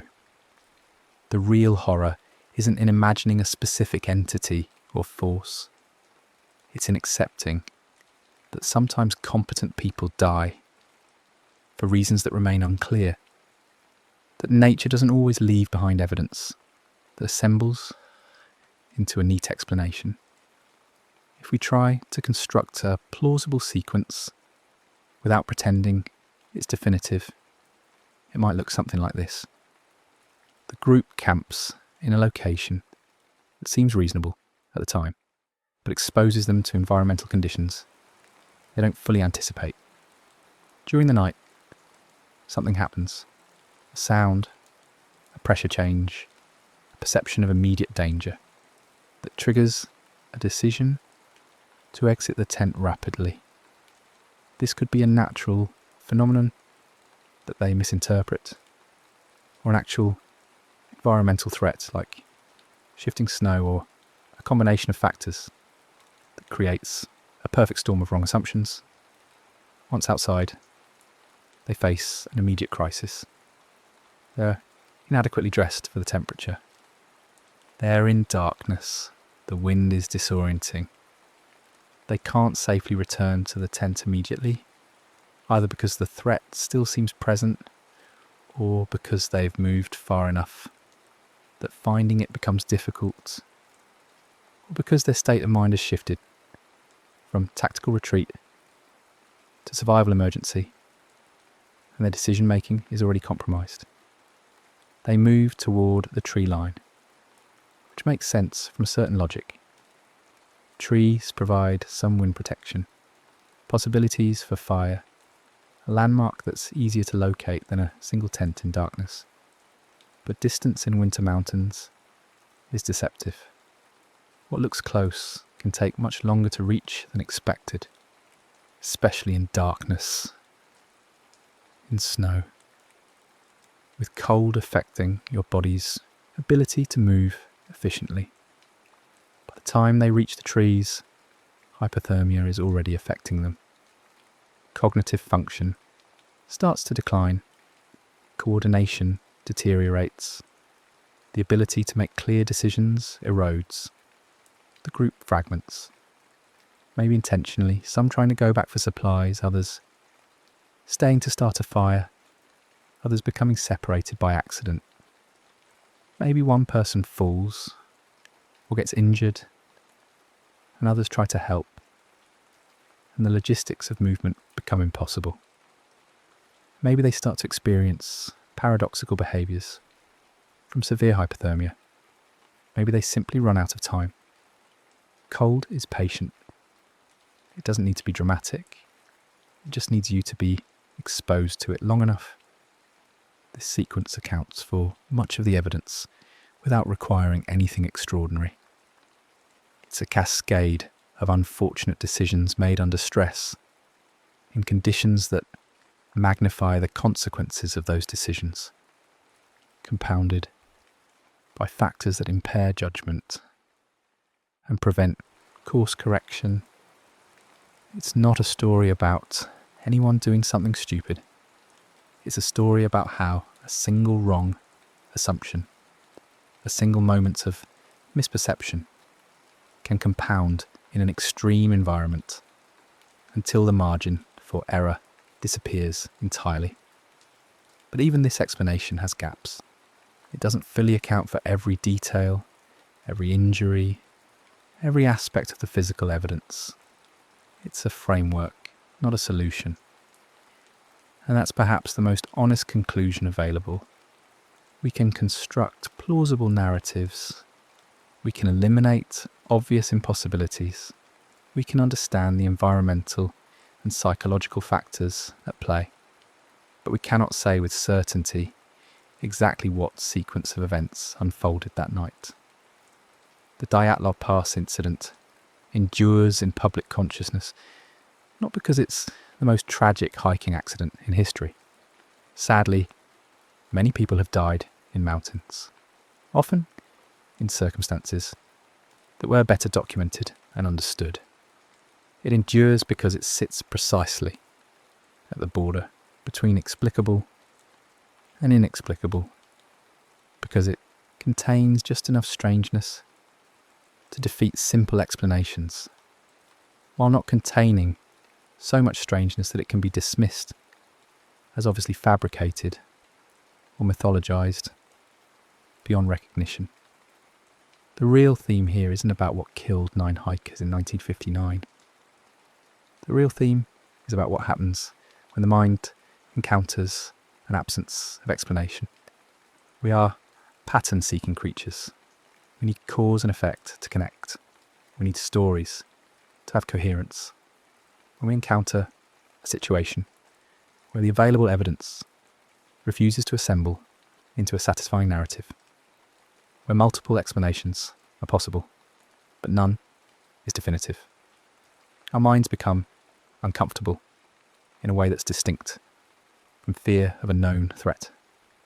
The predator in this story isn't a monster or a conspiracy, or even, strictly speaking, the mountains themselves. The predator is the combination of vast, indifferent nature and the human need for meaning. When meaning is absent, and we cannot say this happened because of that, and it makes sense, fear fills the space. Not fear of a specific thing we can name and avoid, but a more fundamental anxiety about living in a world where competence and preparation don't guarantee safety, where good decisions can still lead to disaster, where the universe doesn't always provide answers that satisfy our need for narrative closure. This is why the case remains famous decades later, why it continues to generate books and documentaries and theories and debates. It's not really about solving a historical mystery. It's about confronting the uncomfortable reality that some questions don't have answers we can access. That uncertainty is a permanent feature of existence. That the world contains true mysteries that will remain mysterious, not because evidence is being hidden, but because evidence is simply insufficient to eliminate doubt. Understanding this doesn't make the story less unsettling, but it does make it more honest. The Dyatlov Pass incident is a mirror that reflects our relationship with the unknown, our discomfort with ambiguity, our need to turn chaos into narrative. The 9 people who died in the mountains were real individuals with families, with futures that never happened, with skills and hopes and ordinary human complexity. They deserve to be remembered as people, not as characters in a mystery story, even as their deaths continue to pose questions that history may never definitively answer. What we can say with certainty is limited but important. They were competent. They prepared adequately for the trek they planned. They made decisions that seemed reasonable, given what they knew at the time. And then something went wrong in a way that has proven difficult to reconstruct with confidence. We can say that extreme environments are unforgiving of mistakes, that cold kills efficiently, that darkness and isolation amplify danger, that the margin between safety and disaster in winter mountains is thinner than we often acknowledge.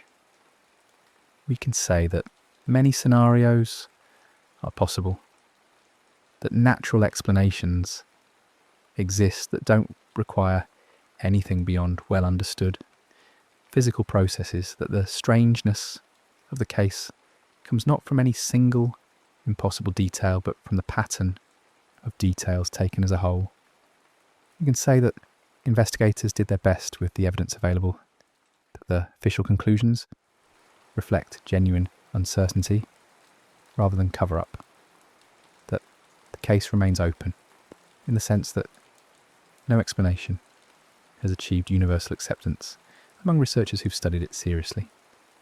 We can also say that the human response to this case, the theories, the speculation, the folklore, tells us something valuable about ourselves. When we encounter a story that refuses to resolve, we don't simply accept the ambiguity. We fill it with meaning, sometimes with myths, always with our own psychological need for coherence. This isn't a failing. It's a fundamental feature of how human consciousness works.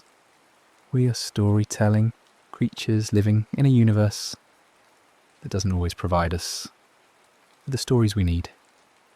The Dyatlov Pass incident asks us to sit with discomfort, to accept that not knowing is sometimes the only honest answer, that the passage of time and the limits of evidence in some historical events will remain permanently ambiguous.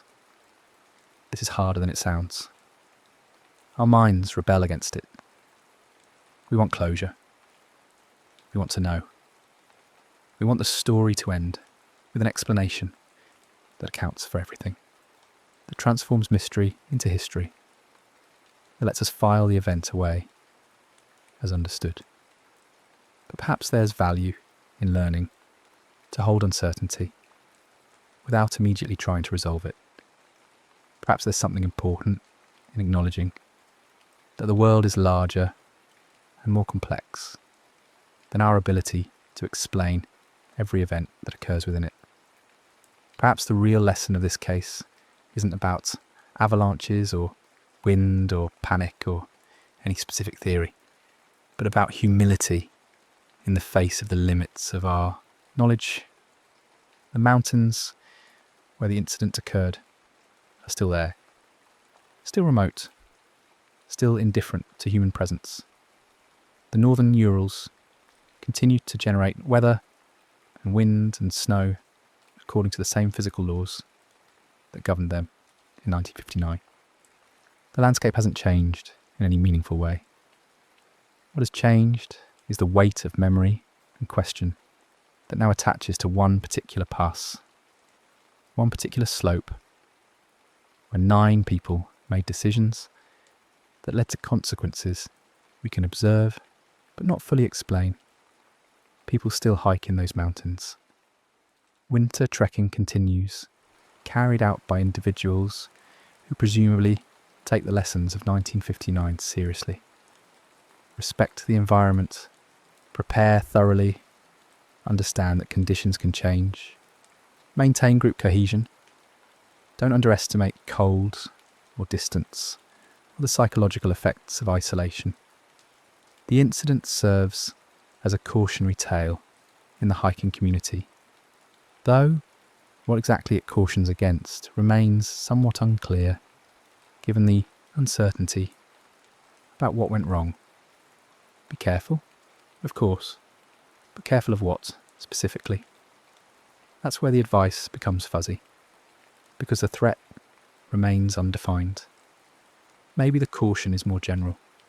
Be aware that extreme environments have complex dynamics that can't always be predicted or controlled, that your experience and preparation reduce risk, but don't eliminate it, that you're operating in conditions where small mistakes can cascade into large consequences, that you should never become so confident in your abilities that you stop taking the environment seriously.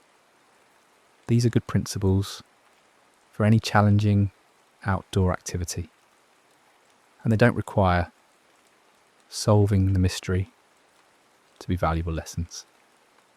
The families of the 9 hikers had to live with the absence of clear answers, had to process grief without the closure that usually comes from understanding how and why someone died. This is its own kind of suffering, distinct from the immediate loss. When someone dies in an accident, that makes sense. A car crash with a clear cause, a medical event with a diagnosis, even a hiking accident with obvious contributing factors. Survivors can at least construct a narrative that helps them process what happened. But when the cause remains uncertain, when multiple explanations are possible, but none is definitive, grief becomes more complicated. The passage of decades hasn't changed this for the families, though it has transformed the incident into something public, something discussed by people who have no personal connection to the victims. There's an ethical tension here. The human desire to solve mysteries, to investigate and theorise and debate, runs up against the fact that these were real people whose deaths caused real suffering. The case exists simultaneously as a historical puzzle and as a family tragedy. And those two framings don't always sit comfortably together. Most of the people who theorise about the incident do so at a distance, treating it as an intellectual exercise, a puzzle to be solved. This isn't necessarily wrong. Historical investigation and analysis have value, but it's worth remembering that every theory, every speculation, every documentary or books or article is ultimately about 9 specific individuals who died young, who never got to live the lives they might have lived, who are remembered primarily for the mysterious circumstances of their deaths, rather than for who they were as people. Their names were Igor, Zinaida, Lyudmila, Alexander, Rustem, Yuri, Yuri K, Nikolai, and Alexander. They were students and graduates. They had interests and personalities and relationships and plans. Some were experienced winter travellers. Others were newer to the discipline, but learning from those with more expertise. They weren't characters in a story. They were real people who happened to find themselves in circumstances that history has been unable to fully explain. The incident raises questions that extend beyond the specific events of February 1959. It asks us to consider how we remember tragedy, how we process ambiguity, how we balance the desire for answers against the respect owed to those who died. It asks whether there's a point at which speculation becomes ghoulish, where the search for explanation transforms into entertainment at the expense of the dead. It asks what we owe to historical truth when historical truth remains elusive. These aren't questions with clear answers either. Different people will draw different lines about what kinds of investigation and theorising are appropriate, what purposes they serve, what ethical boundaries should be maintained. Some family members have welcomed investigation, hoping that continued attention might lead to better explanations. Others have found the endless speculation painful, a constant reopening of old wounds. Both responses are valid. Both reflect different ways of coping with tragedy that refuses to resolve into comprehensible form. The scientific and investigative communities have continued to examine the case periodically, applying new techniques and perspectives as they become available. In recent years, some researchers have used computer modelling to test various theories about snow dynamics, avalanche risk, and wind patterns. These studies have produced results that support certain explanations over others, but they haven't achieved consensus. Different models produce different conclusions, depending on their assumptions. And since we can't know with certainty what conditions existed on that specific night in 1959, the models remain suggestive rather than definitive. Other researchers have focused on psychological and physiological factors, examining how cold affects human decision-making, how panic spreads in group situations, how hypothermia progresses, and what behaviours it can produce. This work has value beyond the specific case, contributing to our general understanding of human behaviour in extreme environments. But applying these general principles to the specific circumstances of the Dyatlov incident still requires making assumptions about what the group experienced, what they perceived, what their mental state was during the critical hours.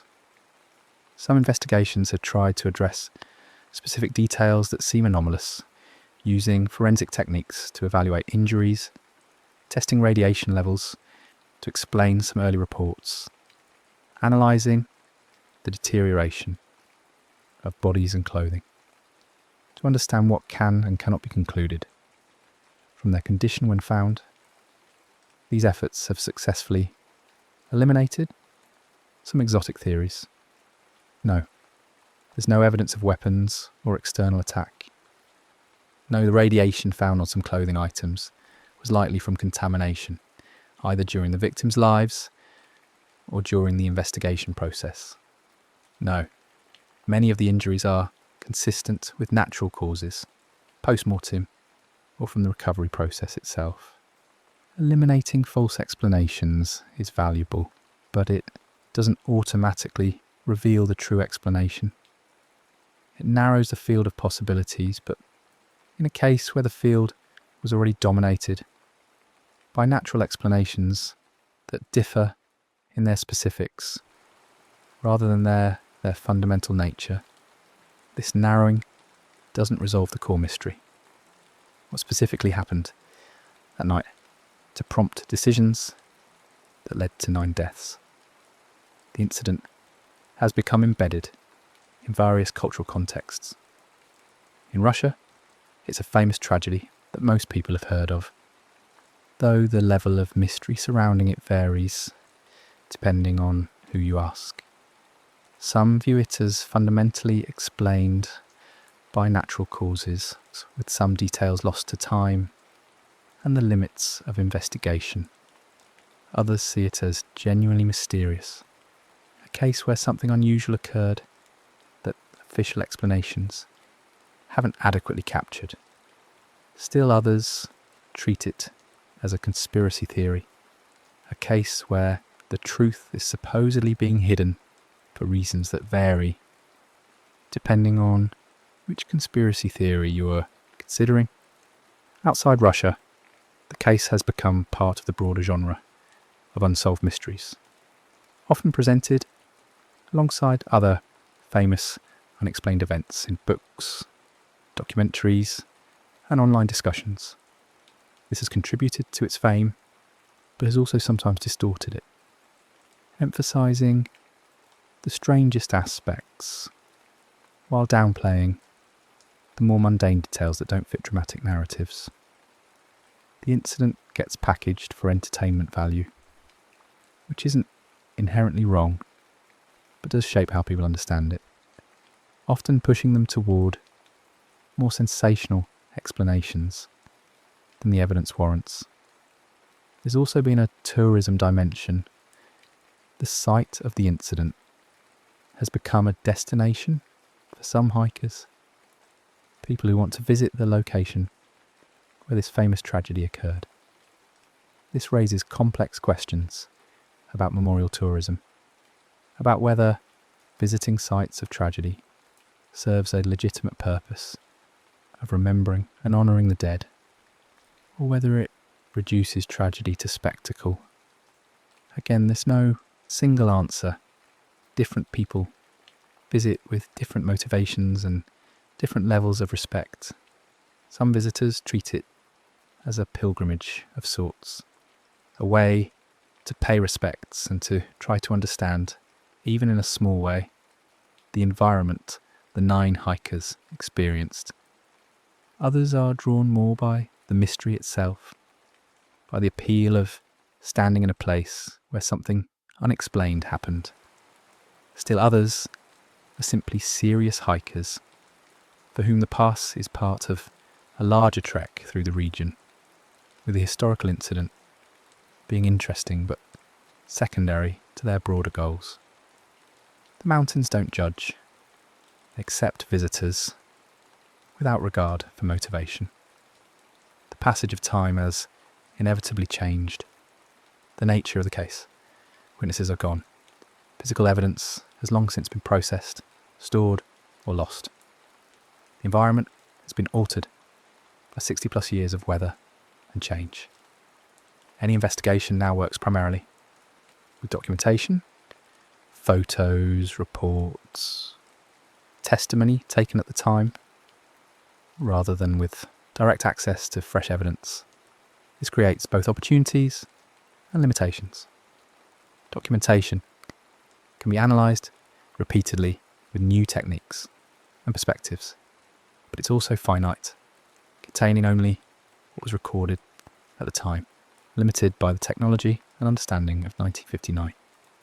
Modern forensic methods might be able to determine things from evidence that weren't determinable in 1959, but only if that evidence still exists and has been preserved adequately. Some has been, some hasn't. Some was never collected in the first place because investigators at the time didn't know it might be relevant, because the case seemed to have sufficient explanation already, because resources were limited, because the understanding of what questions to ask was shaped by the knowledge and assumptions of that era. This is always the challenge with historical cases. We can't go back and collect evidence that wasn't collected. We can't ask questions that weren't asked. We can't apply techniques that didn't exist. We work with what's available, and we accept that this places inherent limits on how much can be learned. Sometimes those limits are frustrating. Sometimes they mean cases remain permanently unsolved, not because the answer is exotic, but because the evidence needed to confirm the ordinary explanation simply doesn't exist. The Dyatlov Pass incident will likely remain in this category. A case where we can rule out certain explanations with confidence, where we can construct plausible scenarios that account for most of the evidence, where we understand the general category of what happened. A group died in winter mountains after leaving their tent under circumstances that suggest urgency and result in exposure to lethal cold, but where we cannot determine with certainty the specific trigger, the exact sequence, the precise cause and effect chain that connects preparation to disaster. This is uncomfortable because it means accepting that history contains permanent ambiguities, that some events will be remembered more for their questions than for their answers, that the passage of time doesn't always bring clarity. We like to think that mysteries eventually get solved, that persistence and improved technology and fresh perspectives will eventually crack even the most difficult cases. Sometimes that's true. Sometimes new evidence emerges, or old evidence gets reanalyzed with better tools, or someone comes forward with information they previously withheld, and suddenly a case that seemed permanently mysterious resolves into clear explanation. But sometimes the evidence just isn't sufficient. Sometimes the key information was lost immediately, never recorded, never observable in the first place. Sometimes the truth died with the people involved. Sometimes the physical processes that would explain what happened left no traces that survived to be found. Sometimes the mystery persists, not because the explanation is extraordinary, but because the ordinary explanation can't be proven without evidence that no longer exists. The mind struggles with this. We want pattern, we want meaning, we want the dots to connect. When they don't, we feel a kind of cognitive dissonance, a discomfort that pushes us to invent connections, to fill gaps with speculation, to prefer dramatic explanations over accepting that we simply don't have enough information to be certain. This is why conspiracy theories flourish around cases like this. Not because the evidence points toward conspiracy, but because conspiracy provides a kind of narrative satisfaction that we don't know doesn't provide. It's actually more frightening to accept that 9 experienced hikers died in circumstances that remain partially unexplained than to imagine they were killed by something specific and extraordinary. The extraordinary explanation contains the threat. There's a thing, and the thing is dangerous, but the thing is at least knowable, even if unknown. The Acknowledgement of permanent ambiguity is scarier because it suggests the world itself is less knowable than we'd like, that competence and preparation don't guarantee safety in a universe that doesn't always leave behind explanatory evidence. This isn't nihilism or despair, it's just honesty about the limits of knowledge, about the relationship between human minds seeking meaning and a physical universe that doesn't organise itself for our comprehension. Most of the time, we can explain what happens. Cause and effect are clear. Investigations produce answers. Mysteries resolve. But not always. And the cases that don't resolve serve as reminders that our knowledge is contingent, that it depends on evidence being available and sufficient, that sometimes the honest answer to what happened is we can make educated guesses, but we can't be certain. Learning to sit with that uncertainty without immediately trying to resolve it into false certainty is a useful skill, though not an easy one to develop. It requires tolerating discomfort, accepting that the story doesn't have the ending we want, resisting the temptation to create explanations that feel satisfying but aren't supported by evidence. It means being comfortable saying I don't know and leaving it at that, rather than filling the gap with speculation dressed up as conclusion. The Dyatlov Pass incident offers practice in exactly this uncomfortable skill. The case has been investigated, analysed, theorised about, and debated for decades. Good work has been done by serious researchers. Some explanations have been eliminated. Some have been supported. The general outlines of what happened are clear. But the specific trigger, the exact sequence, the precise reason why these particular people died in this particular way, on this particular night, remains uncertain. And it's possible, likely even, that it will remain uncertain permanently. This doesn't mean investigation should stop or that asking questions is pointless. New information could still emerge.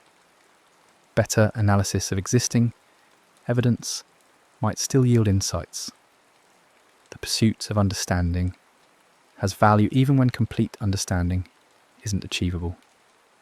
But it does mean tempering expectations, acknowledging that some historical questions will remain permanently in the territory between definitely explained and completely inexplicable, that the most honest conclusion might always be a range of possibilities rather than a single definitive answer. The 9 people who died in February 1959 didn't get to know what happened to them, didn't get to understand the full sequence of events that led to their deaths. They made decisions based on incomplete information, on perception, rather than perfect knowledge, on the assessment that made sense to them in that moment, given what they could see and feel and reason about. They were doing their best in difficult circumstances with the information available to them. That their best wasn't sufficient to prevent tragedy doesn't mean they failed or were incompetent. It means they encountered conditions that exceeded their ability to manage them successfully. This could happen to anyone in extreme environments. That's part of what makes the case unsettling. It's not a story about people being reckless or stupid. It's a story about people being human, making choices that seemed reasonable at the time, encountering an outcome they couldn't predict or prevent. The randomness of it, the way it seems like it shouldn't have happened to people who are doing things right, threatens the comfortable narrative we tell ourselves about control and safety and the rewards of competence. We want to believe that if we're careful if we're prepared, if we're skilled, we'll be safe. And most of the time, that's true. Competence and preparation dramatically reduce risk, but they don't eliminate it. There's always a remainder, a probability, however small, that things can go wrong despite doing everything right. Most of us never encounter that remainder. The 9 people in the Dyatlov group did. Because we can't fully explain exactly how and why, we're forced to confront the reality that competence is a protection, but not a guarantee, that the universe doesn't promise safety to those who deserve it. This is an adult truth, the kind of thing children don't yet understand, because they still believe in just world theories, where good things happen to good people and bad things happen to bad people. Maturity includes recognizing that the universe doesn't operate according to moral logic, that tragedy can strike without regard for fairness or deservingness, that there isn't always someone or something to blame when things go wrong. Sometimes terrible things happen to capable people who made reasonable choices, and the explanation is more about probability and circumstances than about fault or failure. The Dyatlov incident sits in that uncomfortable space. 9 people died, and it wasn't because they were reckless. It was because they encountered conditions, environmental, psychological, circumstantial, that combined in a way that overwhelmed their ability to respond effectively. We can't say exactly what those conditions were with certainty. We can hypothesize, we can construct plausible scenarios, we can eliminate impossible explanations, but we can't point to a single clear cause and say, this is what happened, this is what killed them. This is the moment where if something had been different, they would have survived. That absence of a clear causal chain is what makes the story feel unfinished, what keeps people coming back to it looking for answers. The mind wants completion. It wants the story to resolve. It wants to be able to close the book and say, now I understand. But this story resists that closure. It remains open, not because information is being withheld, but because the information that would close it apparently doesn't exist in recoverable form. So, what do we do with a story like this? How do we think about it in a way that's both honest and sleep-friendly? That acknowledges the tragedy without sensationalizing it? That accepts the uncertainty without letting it become a source of ongoing anxiety? Perhaps the answer is to recognise it for what it is, a historical event that resulted in 9 deaths, where the exact circumstances remain partially unclear, when natural explanations are most likely, but specifics remain uncertain, where human competence proved insufficient to prevent tragedy, and where decades of investigation have narrowed possibilities without eliminating doubt. We can honour the people who died by remembering them as people rather than as mystery characters, by treating their deaths with the seriousness they deserve rather than as entertainment. We can acknowledge that the case raises interesting questions about human behaviour, group dynamics, environmental risk, and the limits of investigation without pretending that these interesting questions have clear answers. We can accept that sometimes history doesn't give us the narratives we want, that the passage of time brings some mysteries into clarity while leaving others permanently hazy. We can learn practical lessons, even from an uncertain case, that extreme environments require respect, that Preparation reduces but doesn't eliminate risk. That group dynamics matter in crisis situations. That cold is dangerous and kills efficiently. That darkness and isolation amplify danger. That the line between safety and disaster can be thinner than we realise. These lessons have value, regardless of whether we ever determine exactly what happened on that particular slope, on that particular night. And perhaps most importantly, we can practice sitting with not knowing. The Dyatlov Pass incident is an invitation to get comfortable with ambiguity, to accept that some questions will remain unanswered, to resist the urge to create false certainty when genuine uncertainty is the honest position. This is a skill that extends far beyond one historical case. Life is full of situations where we don't have complete information, where we have to make decisions without knowing all the factors, where outcomes occur that we can't fully explain. Learning to function effectively despite uncertainty, to accept mystery without letting it paralyse us, to hold questions open without demanding immediate answers. These are valuable capabilities.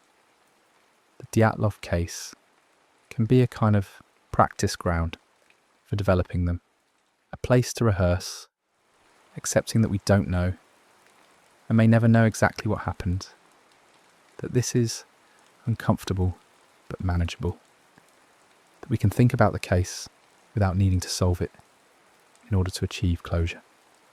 The mountains where the incident occurred remain indifferent to all of this human processing. The northern Urals continue their slow, ancient existence, shaped by weather and time, hosting whatever hikers choose to traverse them, creating conditions that are sometimes manageable and sometimes lethal, according to physical laws that have no awareness of human presence or human need for explanation. The landscape doesn't remember the 9 people who died there.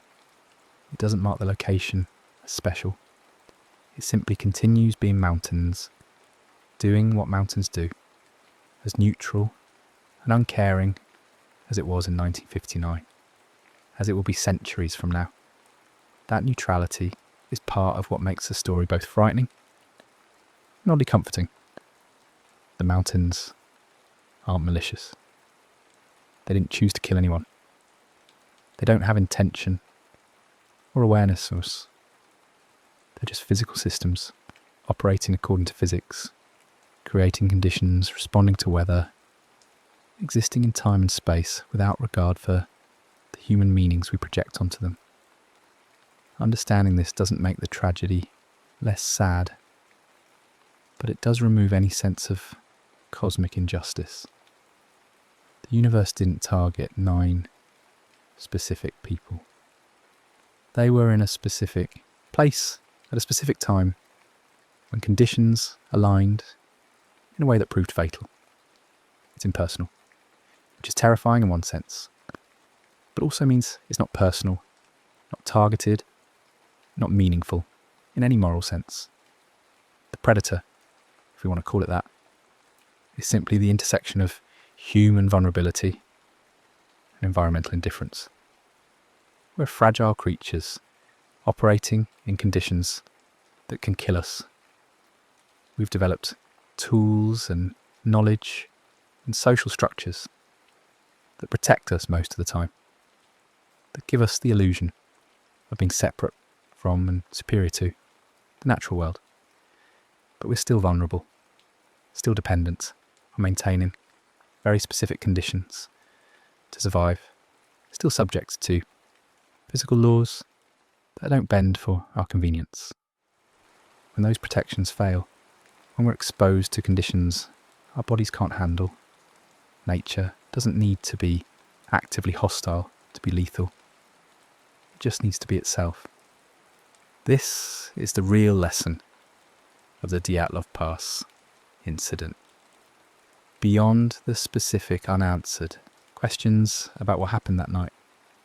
The lesson is about humility, about accepting our place in a universe that's larger and more indifferent than we're comfortable acknowledging, about respecting the power of natural systems, even when we have the technology and knowledge to manage them most of the time. The lesson is that competence matters, and preparation matters, and experience matters, but they're all strategies for reducing risk rather than eliminating it. And there's always a remainder of uncertainty that we can't plan away. None of this provides the clean narrative ending we might want. A story doesn't resolve into a clear explanation. The mystery doesn't crack open to reveal obvious answers. The case remains what it's always been, a tragedy with uncertain, specific causes, where 9 people died in circumstances that history has been unable to fully reconstruct, despite decades of investigation. That's uncomfortable. It violates our sense of how stories should work. It leaves us without the closure that usually comes from understanding what happened and why. But maybe that discomfort is valuable. Maybe the Dyatlov Pass incident serves us best not by eventually getting solved, but by remaining unsolved, by continuing to pose questions that don't have clear answers, by reminding us that the universe doesn't always organise itself for our comprehension. Maybe the gift of the case is precisely the practice it gives us in sitting with not knowing, in accepting ambiguity, in resisting the urge to create false certainty when honest uncertainty is the more accurate position. The 9 people who died deserve to be remembered as more than a mystery. They were individuals with full lives, with connections and aspirations and ordinary human complexity. They died young, in circumstances that were probably frightening and certainly tragic. They didn't get to grow old, didn't get to have the experiences and relationships and achievements that might have defined their longer lives. And that's a real tragedy, not the mystery of exactly how they died, but the simple fact that they died at all. That 9 human stories ended decades before they should have. Their deaths have become wrapped in mystery and speculation, which in some ways honours them by keeping their memory alive, and in other ways obscures them by reducing them to characters in an unsolved puzzle. Both things can be true simultaneously. The mystery gives them a kind of immortality, ensuring they're remembered long after most people who died in hiking accidents have been forgotten. But it also means they're remembered primarily for how they died rather than for how they lived, which is a double-edged kind of remembrance. If we approach the case with respect, if we hold both the interesting questions and the human tragedy in mind simultaneously, if we avoid sensationalising while still acknowledging the genuine puzzles, maybe we can find a way to think about it that honours the dead while satisfying our intellectual curiosity about what happened. We can investigate without being ghoulish. We can theorise without being disrespectful. We can accept uncertainty without giving up on understanding. We can hold the questions open while still finding a sense of closure in accepting that some questions may remain permanently open. This is the strange territory the Dyatlov Pass incident occupies, between explained and inexplicable, between tragedy and mystery, between respect for the dead and curiosity about their deaths, between the human need for answers and the universe's indifference to that need. It's an uncomfortable place to be, which is perhaps why the case continues to generate so much discussion and debate We keep returning to it, keep trying to solve it, keep hoping that maybe this time we'll find the piece of evidence or the insight that makes everything click into place and resolves the uncertainty into clear explanation. That resolution may never come.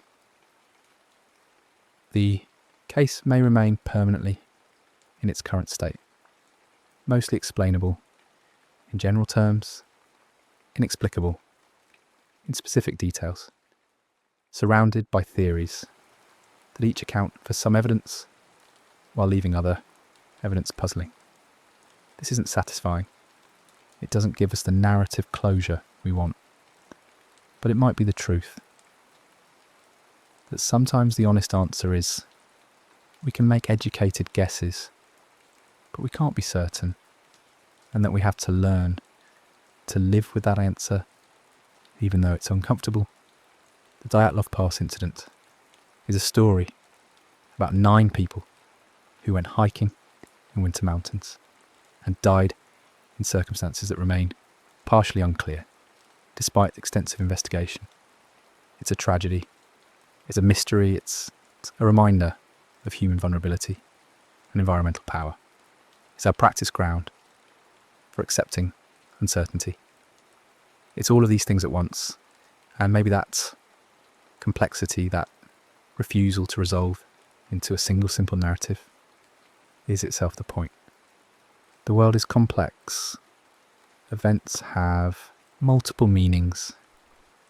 Some questions don't have clear answers.